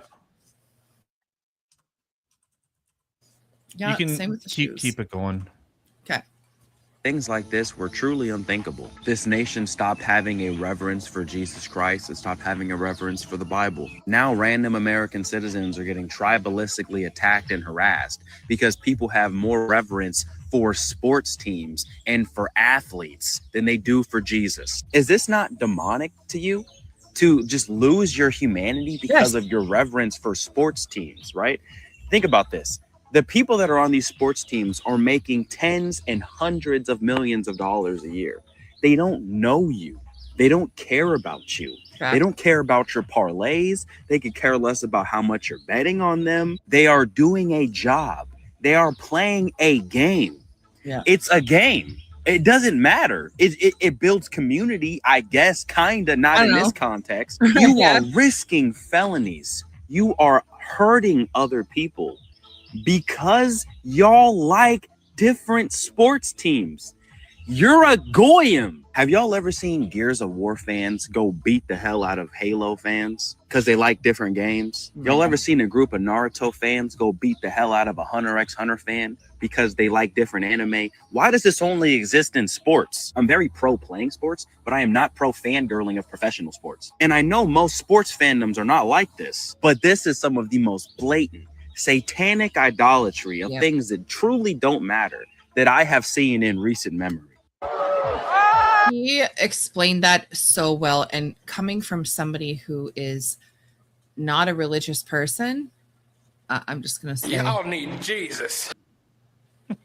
1000%. You know, it's funny thing is, I've actually argued that too. I think a lot of people, there's too many people that just they just think of the now. They just think of like they have no obligation, they have no duty. They don't even understand. Like, let's look at it this way. Think of like society like a bridge. You don't know who built the bridge. The bridge has always been there. The Louise Bridge it's always been the Louise Bridge. It's always been there from the time we don't know who built it. And then, you know, as society just keeps using the bridge over and over, then we go, well, you know, as that bridge kind of falls apart, it's like, well, can we actually even rebuild that bridge? Or like, do we even have the capability of doing, or do we even care? It's just assumed that this bridge society just existed. It wasn't like someone took a lot of effort to build a bridge that you just drive over. I'm not gonna lie, to me, like even looking at a bridge, I'm like, how is it even possible? Especially back in the day before they had the machines and the tools that they have today. How the heck did they build bridges back then? Like it blows my mind. Like it's like the pyramids to me. I don't know. And those people, they weren't dumb. They were obviously geniuses, but right. I wanted to show this. Oh no, you have that video. I saw that video and I want to. Oh, all right. I know. I need to. Yes. So this is on Xavier with PragerU. What is she doing? Is she about to bust you'll out see. dancing? You'll see. She's about to dance. I think this sums it up pretty well. Host that shared that video, and there was this woman saying that she is very happy that she's going to a graduation that is affluent and mostly white, so she's not going to see this mess. And I jumped in and I was like, you don't always have to be mad at Black people for celebrating and doing their thing. Like, this isn't harming anyone. And then I sat there and I thought about it for a little bit. This is unacceptable, largely because a lot of these Black kids are graduating without the ability to read. I then was like, you know what? Let me look up this school. Madison Preparatory Academy is one of the top schools in that area when it comes to graduation rates of 95%. However, while they have a 95% graduation rate, 65% of them cannot read. Stop. They have only a 35% literacy proficiency score in that school, yet 95% of them are graduating. So here they are celebrating and gyrating and twerking and throwing it back like it's a twerk fest, and yet you can't read. I saw a post. You're welcome. Right. So when people call this stuff out, like, I know it can kind of get lost in the noise of hearing people that are like, well, it's the blacks. The blacks are the problem. No, it's a societal standard that we've let fall. And instead of saying, hey, you should demand better, you are accountable to yourself. Society, you are demanded of society to uphold a standard. A certain standard. You shouldn't be sitting there cheering and you know, like you conquered Mount Everest when you didn't, when you only conquered freaking a garbage hill. It's disgusting. Like, there is a standard. Society was built. Someone's ideas. You know, with regards to the United States, they literally fought a war. They fought the world superpower, Britain, on an idea, on ideas. I feel like maybe we should go back to that. Save Britain. It should be a new thing. No, fuck Britain. Ugh. I mean, forget them. No, we need to save them so then hopefully other people will fall in line and save themselves. But it's this view that it's just I'm entitled here. You know, I got the genetic or the country lottery, and I'm just owed this. Oh my God, I'm so tired of people thinking that white people owe them for shit. I'm so done with it. It's not white people, it's society in general. It's that society owes me this. 35% of those people that are graduating can only 35 can read. So sad. And they're like, yeah, look at how badass we are. It's like, no, you're a fool. You're an actual fool. Like, right? It's the literal epitome of like people just push you along. Like, I remember having arguments with our kids' school back in elementary because that's exactly what they did, is that they would push the kids along. There was no failing grades like there was when we were in school. You know, if they just, okay, well, the majority, they did good, or maybe they didn't do great, but you know what, we'll just fudge some numbers and push them to the next grade.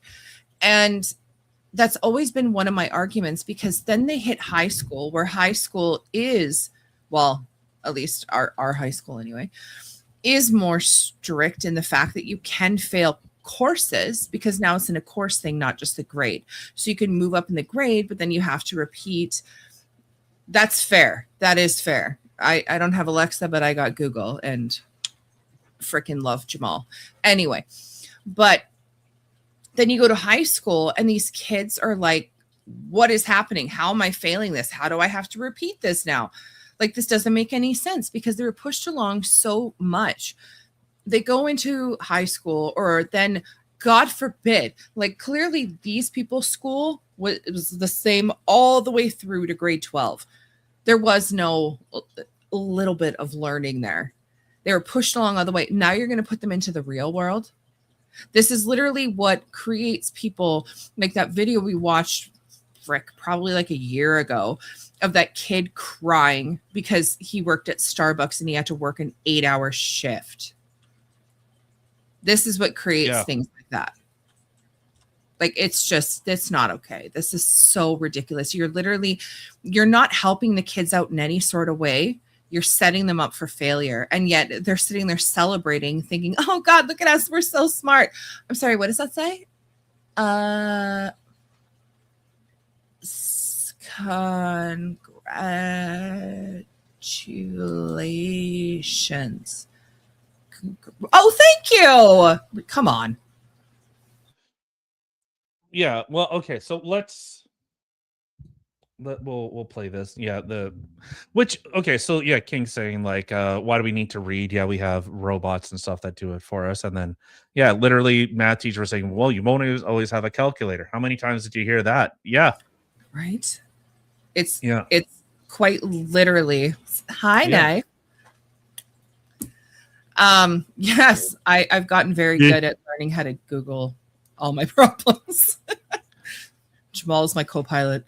Yeah, and actually, this is one thing I was looking up. So a quick thing is the taqiyya in Islam. So it's a concept in Islamic jurisprudence that permits lying, concealment, or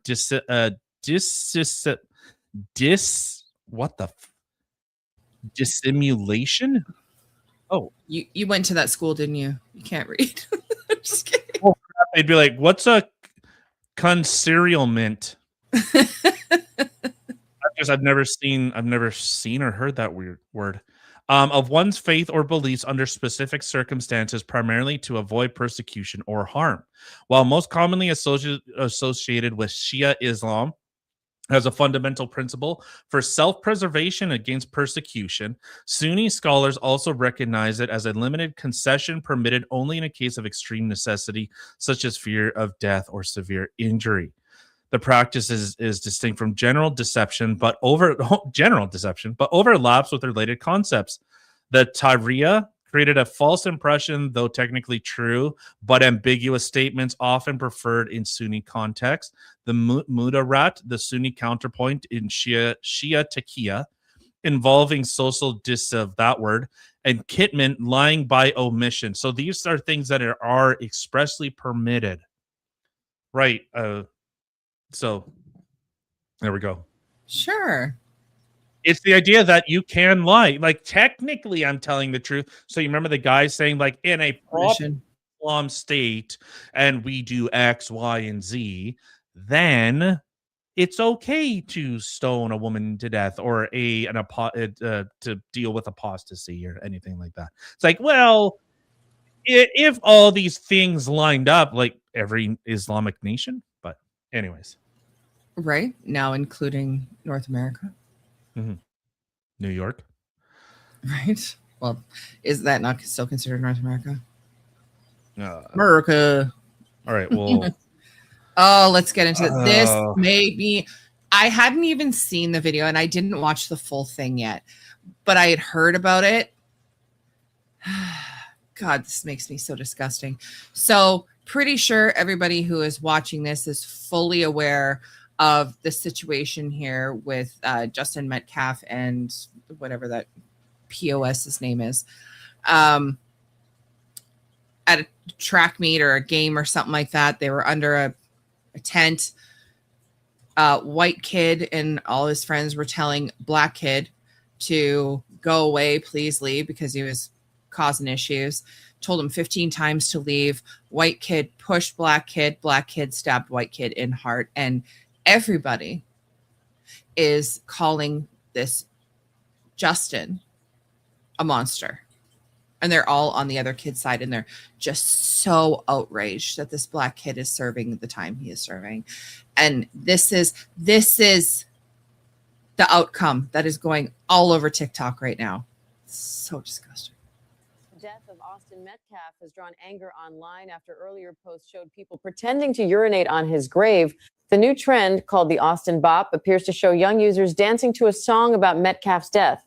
In some videos, they act out the stabbing that killed him. Some participants use knives, while others make stabbing motions with their hands. Many of the clips show people smiling, laughing, or adding laughing emojis. Critics say the videos are cruel and disrespectful because they turn a teenager's killing into entertainment. They argue that the trend openly mocks a violent death and causes more pain for Metcalf's family and friends. The videos come after online debate over the case had already become tense. Posts about Metcalf's death and the person convicted in the case have spread widely, often with racial and political comments. The earlier grave-related trend was also condemned by many users as deeply disrespectful. As the Austin Bop videos continue to circulate, many people are calling for platforms to remove them and take stronger action against content that celebrates or mocks. Don't pull them down. No. What do you think? A new social media trend mocking the... Oh, keep them up. Show the monsters that they are.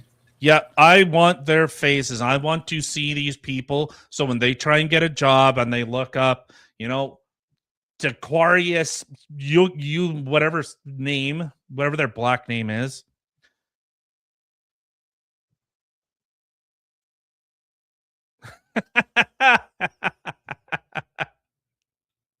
Yeah, noobs. Oh my God, King. I want, if you are, see, this is the thing with being, if you choose to be online, you choose to have an outward appearance. And I'm not saying that should necessarily leak into private. There should be that separation. Yes. But when you are, that is who you are. If that's what you're, you open yourself up to that criticism. I can't, okay, it's bothering me. I want those faces out there. Make more of them. Show them how you revel in the death of an innocent person. Notice they all seem to leave out like the 15 the 15 times that he was asked to leave, left, then came back. Isn't it funny that they leave that part out? But the victim. No, do it more. Do it more. In fact, if you weren't such a pussy, you'd put your name out there too. Stand behind what you actually believe.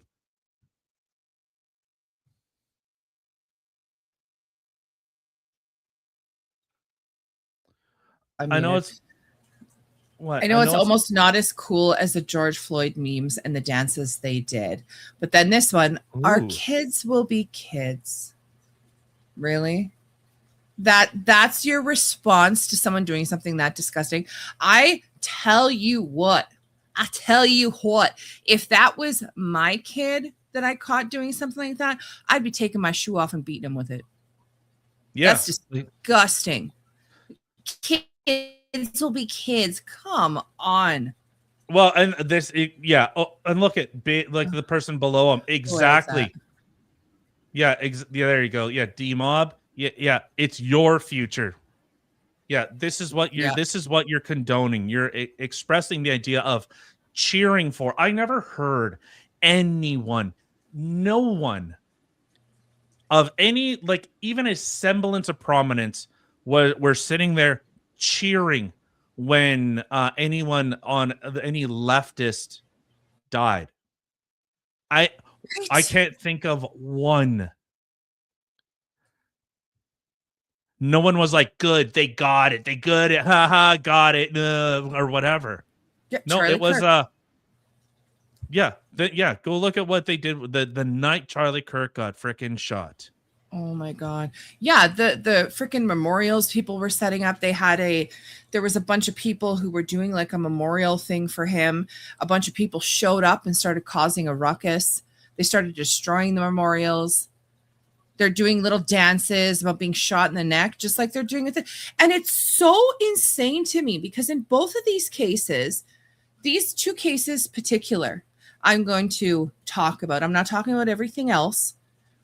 And I know that there are more that are going to lump into this, but these two cases in particular were a white man being murdered, whether it was a white man by a black man or a white man that was a leftist, even though a right wing, even though he was a centrist, being killed by somebody because anti-left. Being right is just as bad as being white. It rhymes. Go figure. Anyway, but in both cases, they're celebrating. They're destroying things. Now, when something like that were to happen, if people were celebrating and destroying the George Floyd Memorial, even though he was a POS, like look into him, look into the facts, guys. Come on. But anyway, people would be outraged if this was reversed and you had a bunch of white kids doing a dance about the white kid killing the black kid. Oh my God. Oh my God. The thing that I look at is we shouldn't condone it. It shouldn't. there should be a feeling of guilt and disgust, right? Like a cultural look of disgust. Is someone sitting there, virtually or literally pissing on an innocent victim, the victim of a crime, and they went, well, because of your skin color, you got it.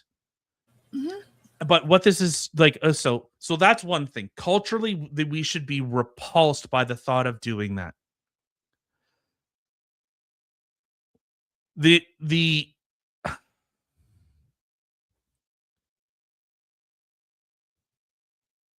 I don't know how to phrase it, but with words. Thanks. Well, I don't know. I don't know how to phrase it in the best way, but like this just kind of puts a spotlight. Like the internet has done the internet. I know we use it as though like the internet's a person. The internet is no different than like, this pen. The pen doesn't write Shakespeare. It allows it only allows it. The paintbrush doesn't create the Mona Lisa. It's just simply the vessel. So yeah, so the internet, people decide to engage with this thing.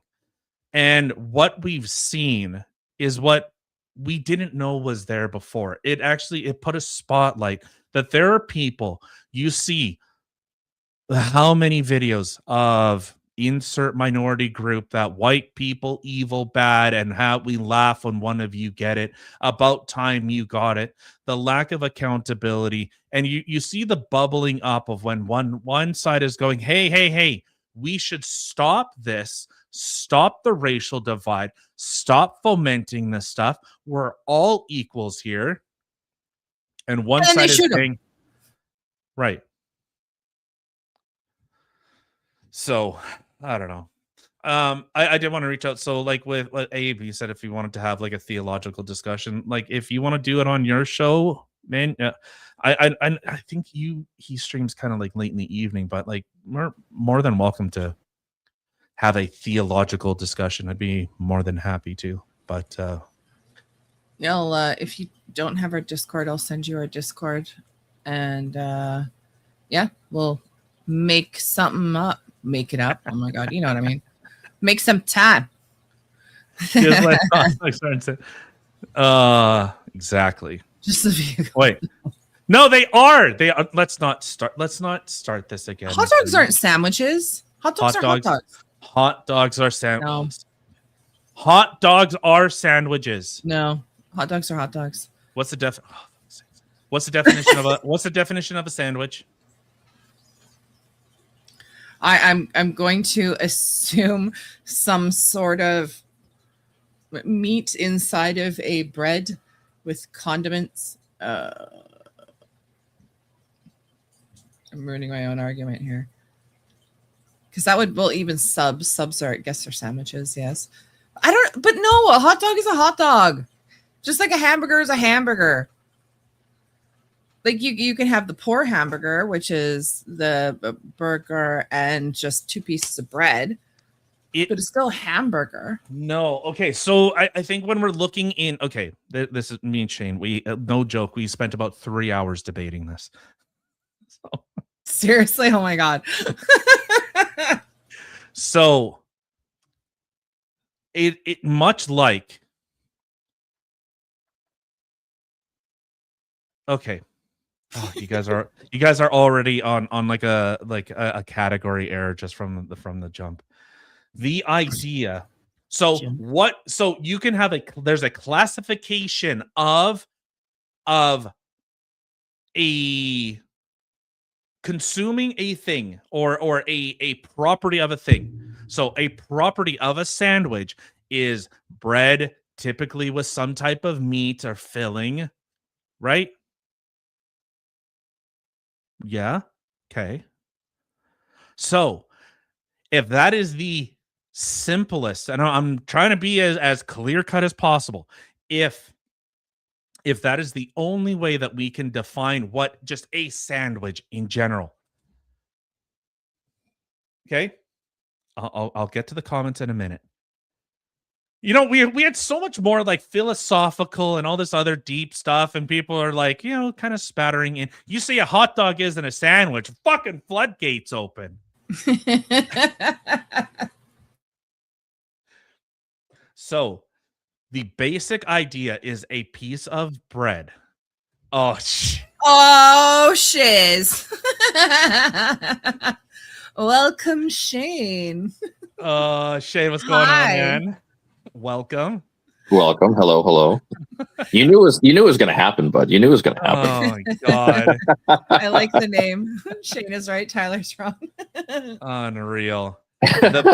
So sandwich. No, hold on. Just before you even start on your drivel here. Dribble. Identity is where it's anchored, right? Is the thing that we're talking about. So what is a sandwich? What is the identity of a sandwich? To unironically use what is sandwichness, it is 2 pieces of bread at least, because obviously you can have a clubhouse or whatever else with a 3rd piece of bread in there, but it's 2 pieces of bread oriented in a top and bottom configuration, and you can have whatever filling you wish. So you can be a peanut butter and jelly sandwich. It can be a BLT. It could be a Monte Cristo. It can be whatever the fuck you want. You can take out any one of those items and it's still a sandwich. I could have a sandwich that is just bread and peanut butter for all I care. You don't care about the filling per se in order to have a sandwich. You care about having those 2 pieces of bread. Whereas in order to have a hot dog, If you're missing the fucking dog, well, guess what? You don't have a hot dog there, brother. Just the same way you don't have a hamburger if you don't have the beef patty. So the identity is anchored in the thing that makes it the thing. Sandwich, 2 pieces of bread in a top and bottom configuration, regardless of what filling. Hot dog, the tube-shaped meat, again, regardless of what filling. You can have a hot dog without a bun. You can't have a hot dog without a hot dog. So what's the difference in shut up, Kim? What's the difference in the distinction? Because I 2 pieces of bread, two completely separated pieces of bread. That's a sandwich. So is it only the hinge? It's only the hinge that makes the differentiation between whether it's a hot dog or a sandwich? No, it's the fact that there's a tube-shaped meat. Because if I put a hot dog between the 2 pieces of bread, I'm having a hot dog sandwich in that thing. But again, it's still a sandwich. I would never look at a bun with a hot dog and toppings and call it a hot dog sandwich. I just call it a hot dog because it has that identity unto itself. So it's about the wiener. Yeah, that's where we anchor the identity. A sandwich is anchored in the having 2 pieces of bread. The hot dog is anchored in the tube-shaped meat. The burger is anchored in the beef patty. A pizza is anchored in the flat thing with whatever again on top of it. Like these are where the taxonomy, the identity comes from. So that already falls apart because is a pita a pita bread with stuff on it? Is that now a pizza? Stuff on it? A piece of pita bread. You said a flat piece of bread. Yeah, we call it. We typically call it a flatbread, right? Not a pizza. At that point, you can even have a flatbread pizza. What's the distinction? The type of bread, the pita bread, because it's a specific type of bread in this particular case. So, but is that pizza? Like I said, you can have a flatbread pizza, sure. Yes. So the entire thing we're looking at is when we are saying a hot dog, we are simply conveying the ingredients that make up the thing, like not what is its classification. Like if I said a wolf and a Doberman, they fall under a category. Yes, they are separate. So let's say a hot dog and a gyro or a gyro or whatever fucking million ways you name that thing, they still fall under the parent category of sandwich, bread with filling. And if you want to add in that you have to have 2, fine. Then when you break the taco shell, it by your definition, becomes a sandwich because it's now 2 separate pieces of bread that now are right. They're separate. If we took something else where it has a configuration or it has an understanding, and then you broke it by consequence of whatever else, we don't suddenly say, oh well, now it has a different identity. So I don't think that necessarily follows. Again, tacos are a continuous circular thing or whatever else, and they have more open surface area in the fact that it's 180 degrees that's open. So again, they have a significant. Has more. What has more? What? The sandwich is 380 degrees. 360. Yeah, you're correct. So 80. What's wrong with you? Tyler's adding all kinds of degrees over here. I can't, man. See, this is the problem. I'm working in 380 degrees. You're in 360. That's the difference. Right. So anyways, taco, hot dog, pizza, burger, all this stuff, these are things that have earned such significance, whatever else, of their own identity that they have broken out of their previous category. At one point or another, you might have at some point called that thing, but again, it now has such a distinct thing that it has that identity. Tyler, if I said to you, hey, I'm coming out to Winnipeg, let's go hang out, we're going to grab some sandwiches, at no point are you expecting that we're going to get hot dogs or burgers or whatever else. You're expecting we're going to go fucking get BLTs or clubhouses or whatever else. You're not expecting any of those other items. So if I say to you, hey, Tyler, let's go get some hot dogs, and let's get some hot dogs, and we end up getting BLTs that just have little sausages in them, you're going to be staring at me again. What the fuck, Shane? So it's not only about the adhering to the definition, but it's also how we use it, how it gets employed. So okay, so I think what we're ultimately arguing is like the vernacular that we in society use to describe something than what its actual characteristics are. So I can understand the idea that if you said, "Hey, let's go get a hot dog," and we brought me to a taco shop, I'd be going, "What the hell is this? This makes no sense." Just as with anything else. But the idea, the reason why we use words is that we are conveying a thought. We are conveying the initial idea of what the thing is. We're not looking ultimately at what its parent. So much like a Doberman to a wolf, I wouldn't say, "Hey, I'm gonna go get a dog and I go wrangle a coyote out of the forest." You'd go, "What the hell?" Well, I said I was going to get a dog. A canine or a coyote is a dog. It's not the Doberman that I wanted to get, but the whole thing here's is that it's what category, the ultimate category it falls under. Sure, but so here's the thing where I think you would intuitively think one thing, as you are, that hot dogs are a sandwich, but in actuality, it turns out to be something different. Which animal, without looking it up, which animal do you think that hyenas are more closely related to, cats or dogs? Canine is my guess. No, I think they're cats. Yeah, they're cats. They're closer to cats. So intuitively, you look at a hyena. Most people would think that they're dogs, and I think by giving this example, whatever else, you kind of knew that it would be a rug pull. So that's maybe why you went for the other answer. I'm not sure, but most people, I think, if you ask them, fair enough. But so that's the thing, is like most people looking at that thing would intuitively think, those got to be clearly closer to the dogs. And turns out they're actually closer to the cats. So I think this is an example where hot dog, yeah, it's got bread, it's got stuff, whatever else. It's clearly got to be like a sandwich, but no, it's different. So, okay, I think this will answer the exact question. Do you know what a clade is? A clade?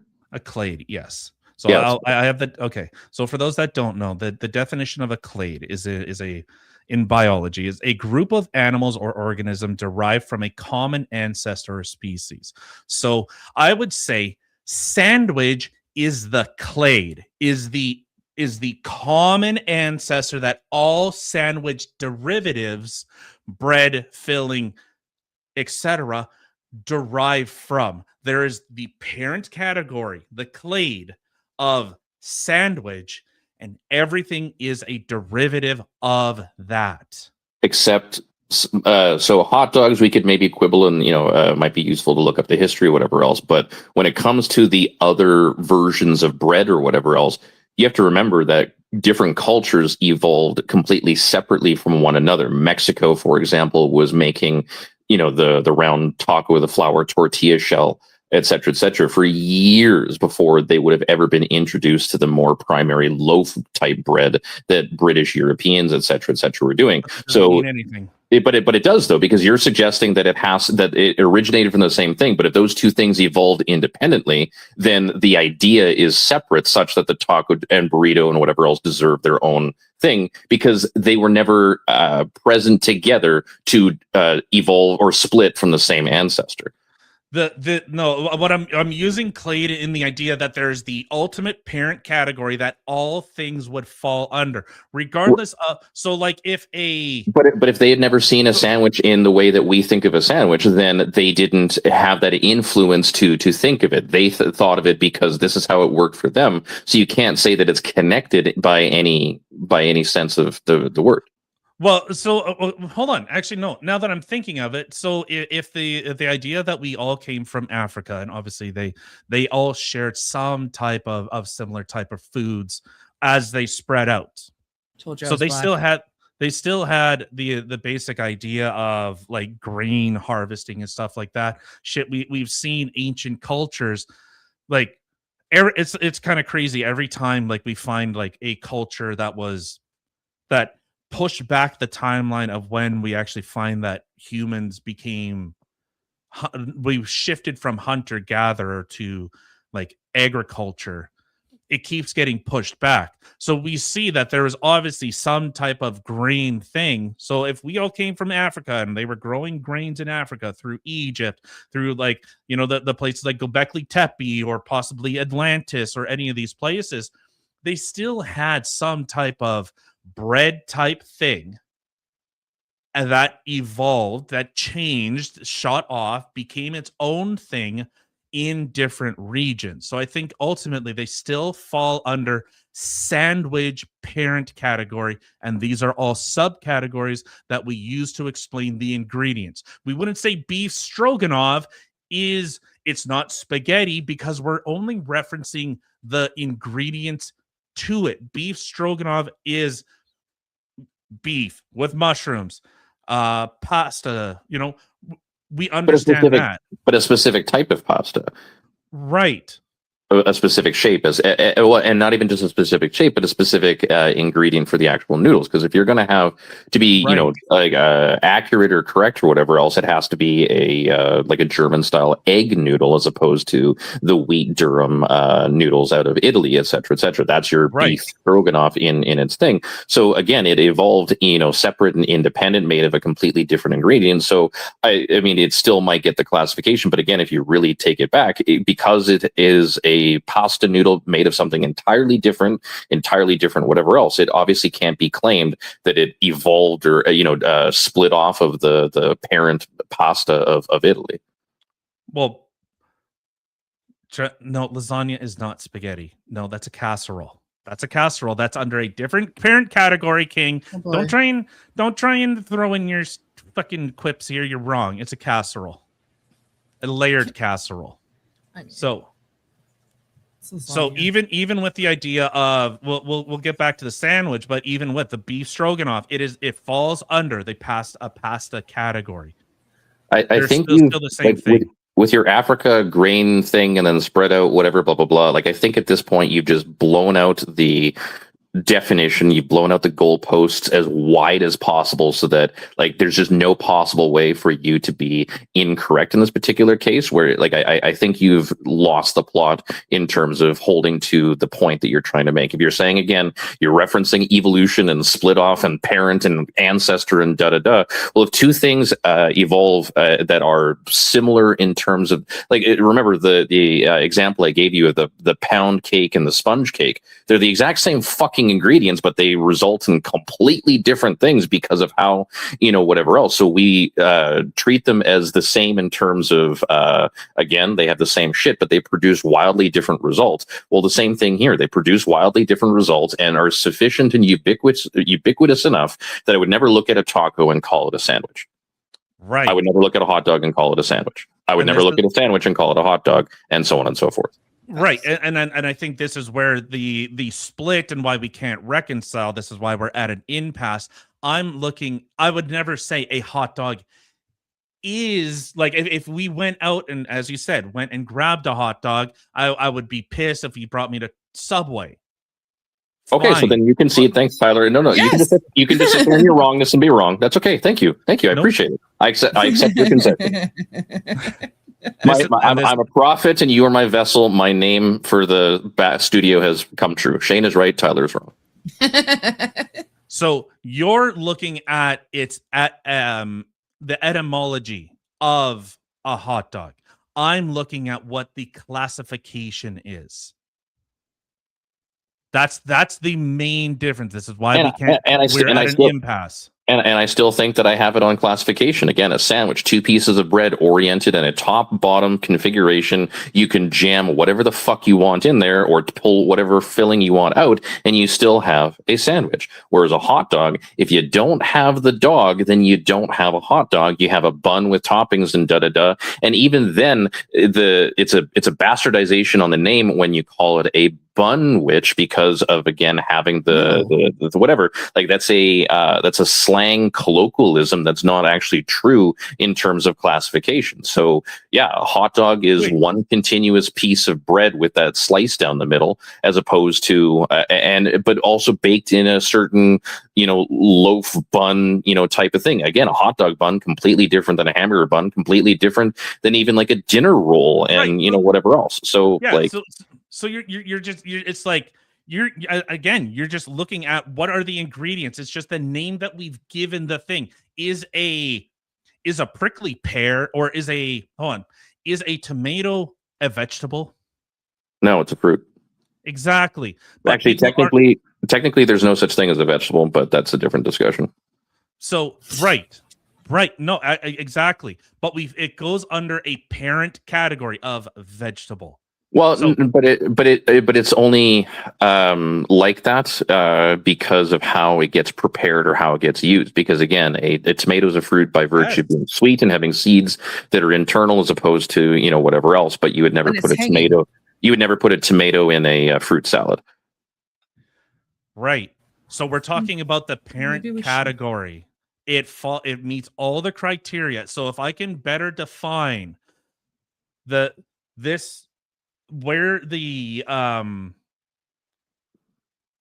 ultimate parent that all things derive from. So you're just saying, so the only difference between a sandwich and a hot dog is one's made in a loaf form and open on one end. Okay, but I'm not focusing on the bread. I'm focusing on the dog. That's the thing that gives it its identity. You can have a hot dog again without a bun. You can have a hot dog wrapped up in lettuce. You can have a hot dog, whatever else, blah blah blah. But the key central idea is the fact that you have a hot dog. The bun is merely the vehicle. Yeah, you're just focused on that fucking little wiener shape. That's all. Do you want to just do that motion for a little bit? I want to get a clip. Right? My God, I should clip that 100%. So that's the thing. Like, okay, so if I go get a Capicola, that is a tube. Is it now a hot dog? If I cut it, if I cut the hot dog, is it a hot dog anymore? Because now it's no longer cylindrical. It's still wiener though. Right. That's what I'm saying. You guys are focused on that. It's the hot dog. It's the cylinder tube of meat. So what's the difference if I go get a fucking Capicola bologna sandwich? What's the difference if I go put bologna? Bologna is not a hot dog. The fuck? What do you mean?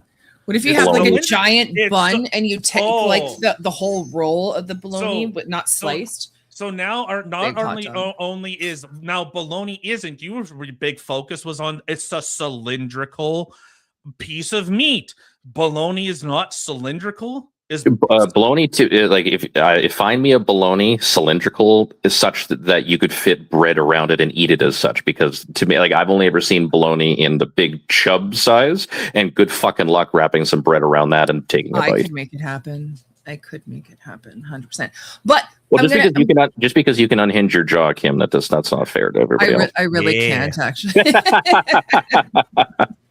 But also to King in the chat really quick, because he threw up ice cream sandwich, but cookies aren't bread. But I mean, they're bread-ish products, right? They mean they're made of a similar substance. Well, they don't have yeast. I don't know. When I think bread, I think yeast. So before does flour tortilla have yeast? Those are still bread. No idea. I have no idea. I don't think so. Yeah, isn't a tortilla? Isn't that why the name is different? Because it's not a bread. But anyway, hold on. So I asked Jamal. Me and Jamal were talking backstage here. I asked Jamal if hot dogs and sandwiches are the same, and Jamal said no, they are not the same. Or same thing in everyday life, even if they share the basic concept of meat inside bread. While a hot dog fits in the broadest technical definition of a sandwich, they're separated by structure, culture, and intent.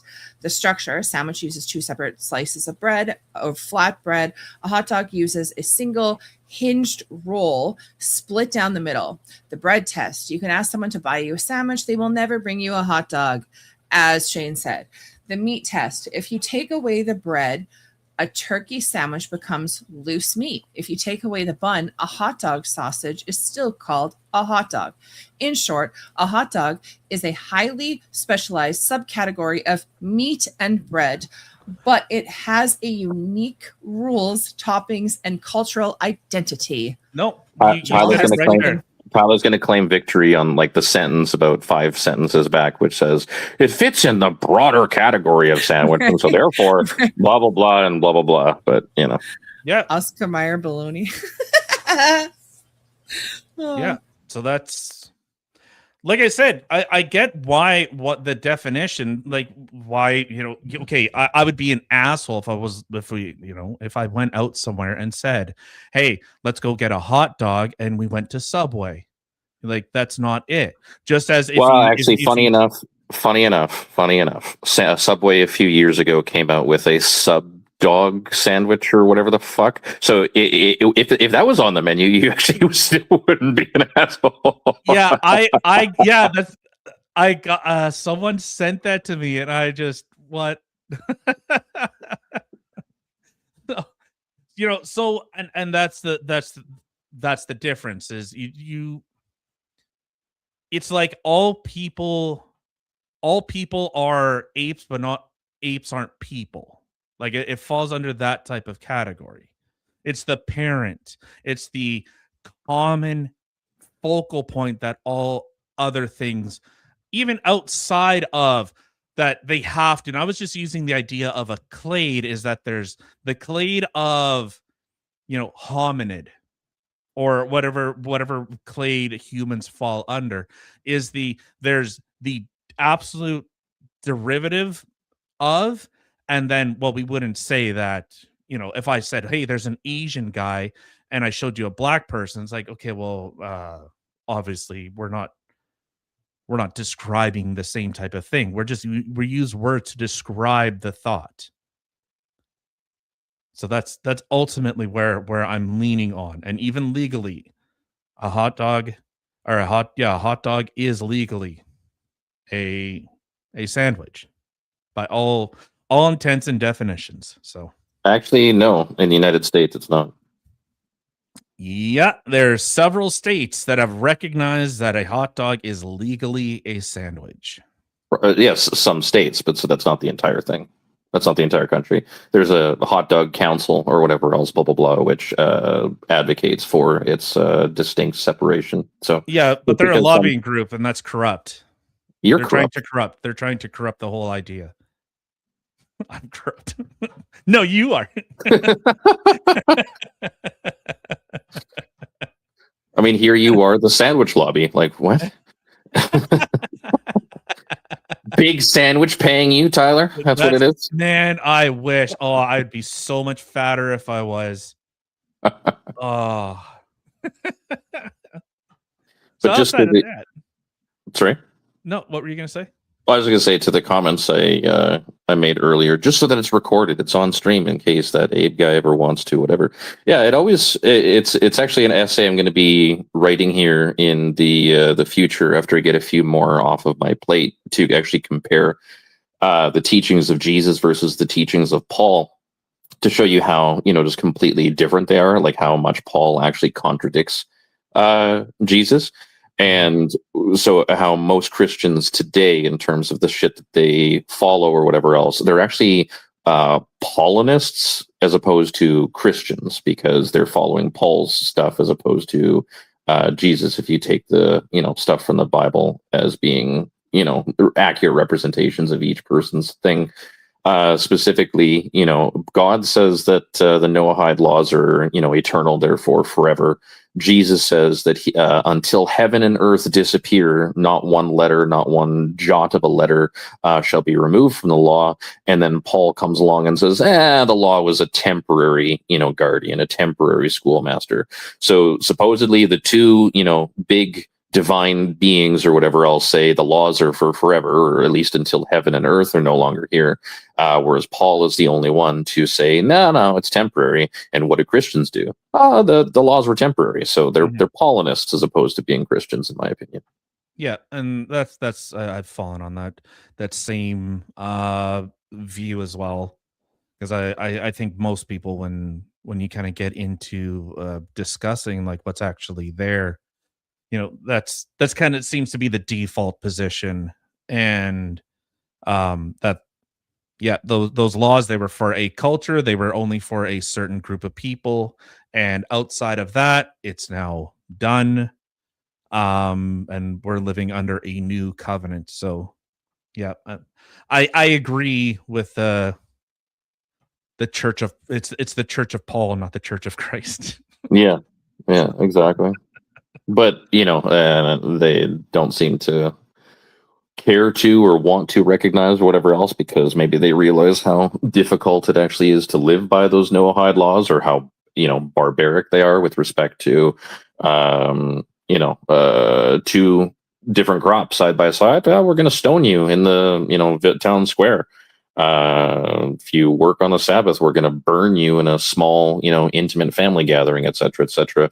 Yeah, it's awful awkward if all of a sudden everybody had to start living by that shit. Hold on, I'm gonna pull up something. I was listening to this. Just give me a second here.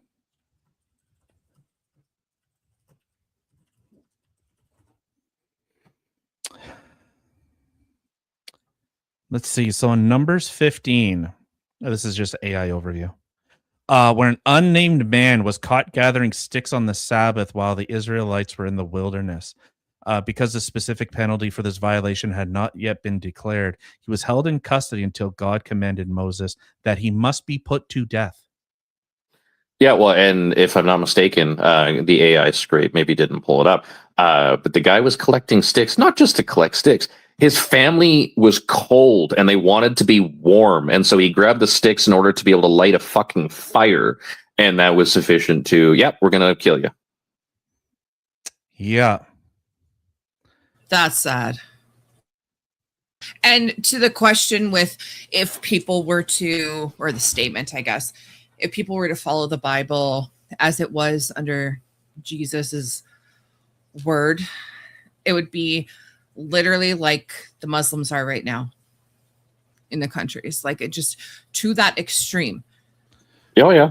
Actually, Tyler, see if you can pull up the exact verse so you can get the writing. But I didn't realize that the Bible would actually have the word genitals in it, but it does. There's a Numbers, Deuteronomy, Leviticus, somewhere in there. But basically it says that if two men are fighting and the wife of one of the men runs in and grabs the genitals of the man who is not her husband in order to break up the fight, you shall cut off her arm and not show her any mercy.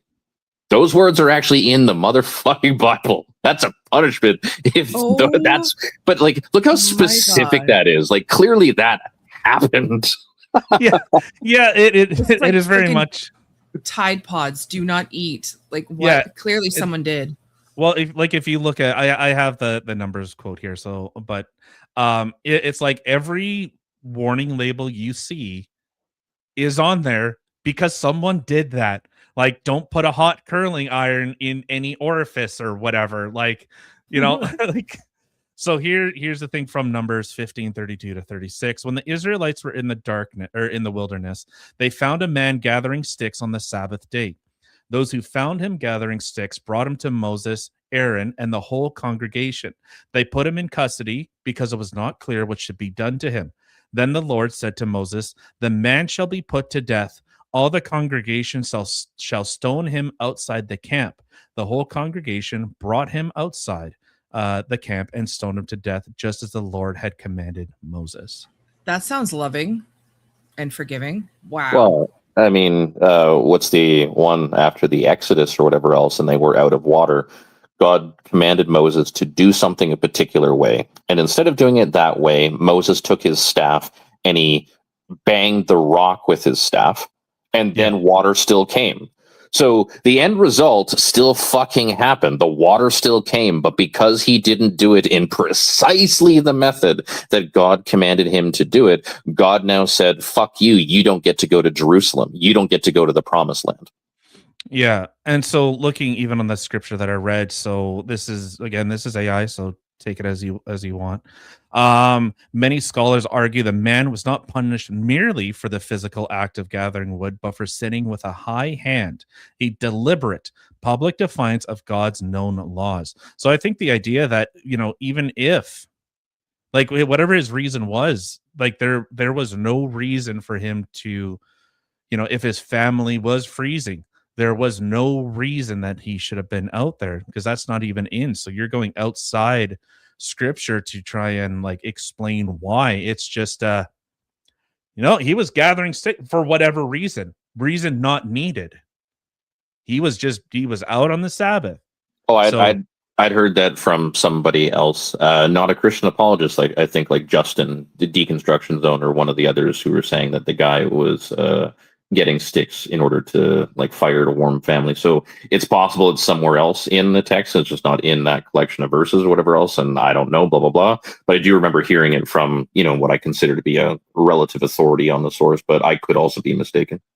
Yeah, so the interpretation distinguishes his intentional rebellion from unintentional sins, which were covered by sacrificial offerings. So, right, as far as I see, it's just it doesn't clarify whether he actually whatever was doing it because it was absolute necessity or.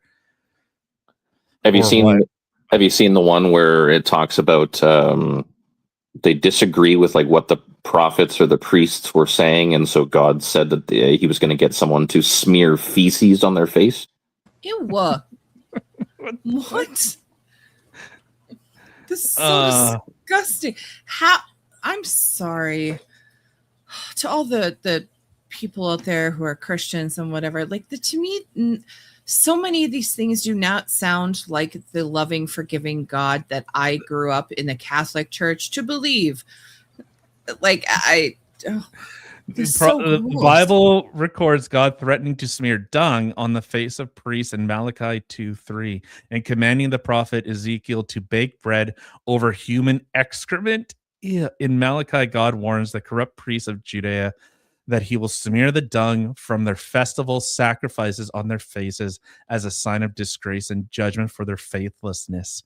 The Hebrew word used, perish, I guess, refers to the waste from sin offerings that was traditionally burned outside the camp. God uses this repulsive imagery to show that their defiled worship would result in them being treated as unclean refuse. I mean, couldn't he just like hit him with a thing of lightning? Right? Ew. Like that's a lot of thought to like, no, feces. I'm going to teach these guys. I'm going to make them not only, and they're going to make them look like poop, but then they're going to get poop. And then if they get some in their mouth and they're going to get violently ill. So win-win. But how? So like, does God have to come, like, is God's hand coming down and like, like video game style, like this big hand comes down, grabs a bunch of crap and just goes. Could you imagine? Just like crap slap. like, like, let's be fair. If a giant hand came out of the sky, all right, it's God. Right? Well, you know what? Actually, that's going to be the subject of my next essay because whatchamacallit, there's so many examples in the Bible, and they supposedly had the best access to, God basically being directly amongst them, right? In terms of hearing his voice and seeing the effects of his stuff and whatever else, blah, blah, blah. And yet it demonstrates through the stories that the Jews as a cultural group, or the Israelites, sorry, to use the more appropriate term, continued to doubt, continued to have misgivings, continued to be not 100% sure. And so God would circle back around and do something else and blah, blah, blah. So here you have the in-group, the chosen people, continuously having the best access in the world to miracles and divine presence, etc., and even that wasn't sufficient enough to abate disbelief and uncertainty and da-da-da. So how can anybody reasonably be angry or upset at any atheist today who doesn't believe or isn't convinced when we look around and there's not a single fucking miracle and, blah, blah, blah. We didn't have anywhere near the level of access that those guys supposedly had. And yet even with their level of access, they still had moments of doubt and disbelief and blah, blah, blah. Mm-hmm. Yeah. Yeah, I 100% agree. 100%, man. All right. Is there anything else? I got to get to this Barry the Beaver story. Is there anything else that you got going on? No, I can fuck off. All right. You don't have to. Get out You of don't here. have to. You don't have to fuck off. You can still hang out, but. What's the Barry the Beaver story? What? You haven't witnessed Barry the Beaver yet? Oh my god! All right, chat, boot him, get him out of here. No, There he is. It literally started. We were watching this video of these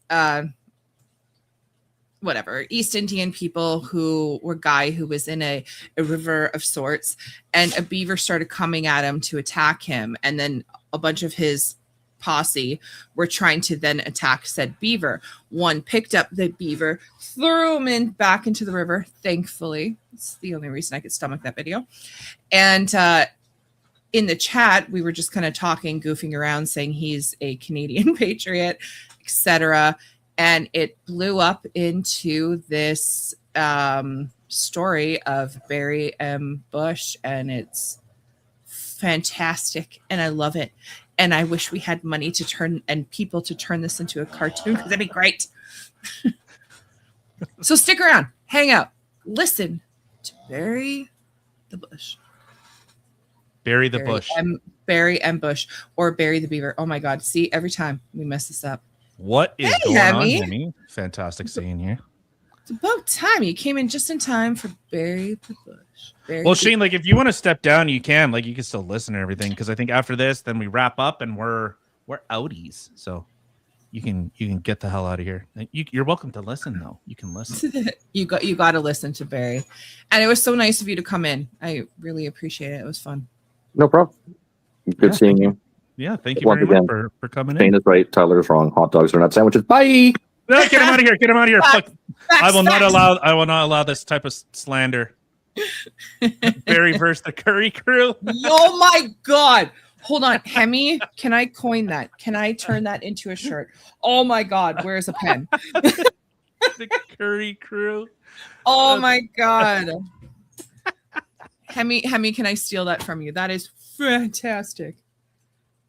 So, with that being Oh, said, I love you, Hemi. Thank you. That's awesome. So going to be the next shirt. 100%.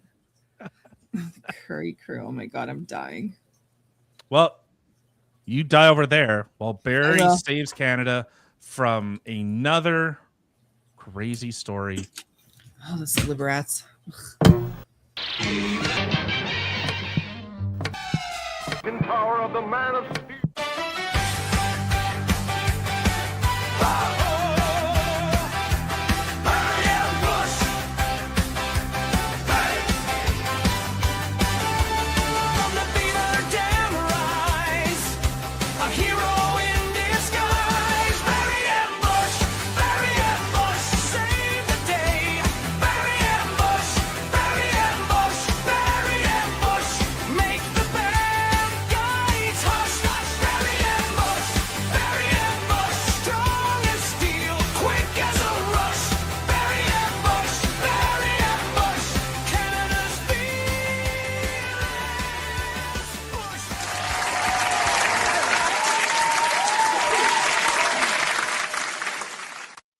You don't want to see what I had to watch. So for today's episode, oh, I didn't ask you guys. I wanted to see your beaver. Shoot. I forgot. Oh, well. It's a work in progress. It's a work in progress. So for today's episode, it is titled The Liberats Ultimate Trap. Deep beneath an abandoned hockey arena in the heart of Toronto, the shadowy council of Liberats gathered. Their leader, the sleek and silver-tongued Kark Marnie, stood atop a podium made of recycled virtue signaling signs. His beady eyes gleamed behind tiny designer glasses. "Today, my fellow Liberats," he squeaked, adjusting his tiny red tie, "we and Captain Barry M. Bush once and for all. No more common sense, no more tail slaps during or disrupting our glorious agenda." The trap was diabolical. They had pulled out all the stops. A floor covered in rainbow colored, or a floor covered, sorry, I think I did say that. I'm a little short mentally. A floor covered in rainbow colored super slick pronouns that made every step a hate crime minefield.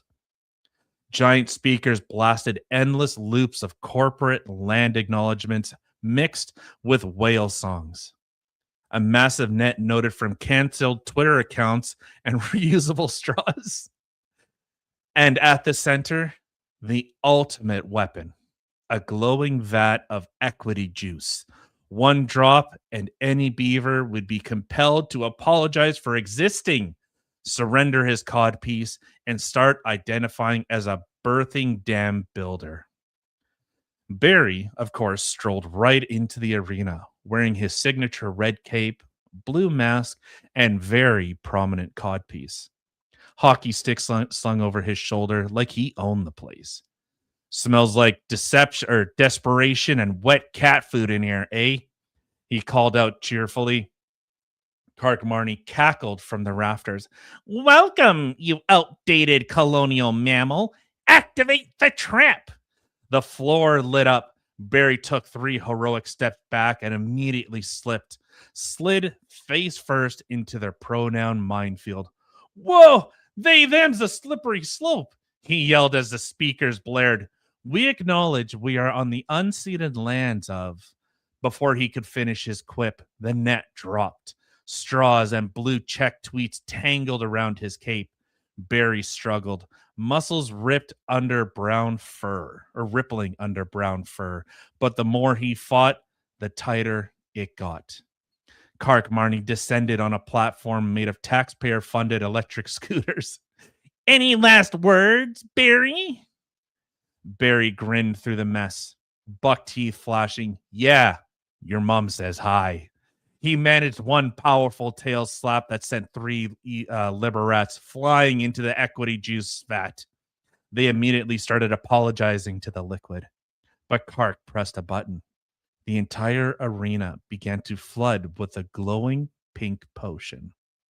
Barry was hoisted upside down by the net, right over the bubbling cauldron.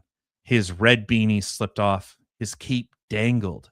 The codpiece, well, it was doing its best, but it looked worried.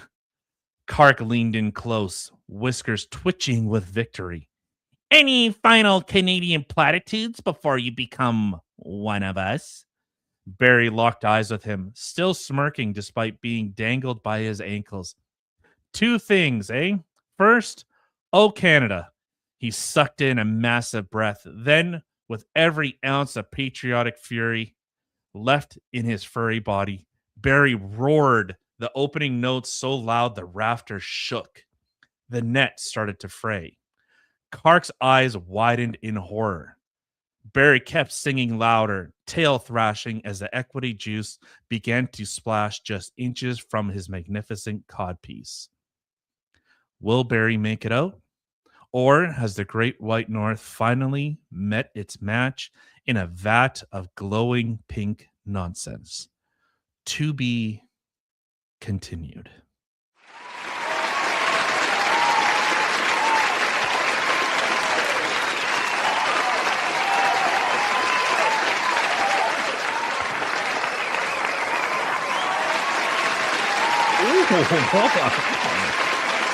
Thank you.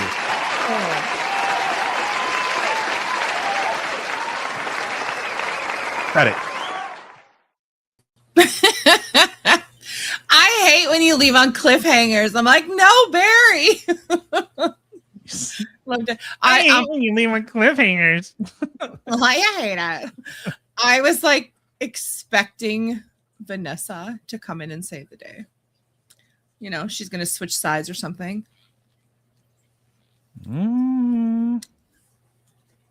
Have to tune in Monday for that. See, this is why we need to make this a cartoon. This would be the most amazing cartoon ever. Maybe one day. Great. Maybe one day. Okay. So that concludes today's episode. Let's get out of here. All right, to everybody who took the time out of your day today to come sit with us and listen to the craziness going on in the world today, we love and appreciate all of you. We are live every Monday and Wednesday, 8 p.m.-ish Central Time, and we're going to be switching to Saturdays at 6 p.m. 6 feels good. It feels good. I like it. You can catch us in all the places listed in the description box below. Otherwise, be kind to one another. We'll catch you guys again on Monday and have a fantastic weekend. Keep fighting the good fight, people. We out. For you guys over on Rumble, like I said, Cool Vic is streaming right now, so we'll send you guys over there. For everyone else, have a fantastic rest of your Saturday, and we will see you hopefully 8 o'clock Monday. Yeah. Bye-bye.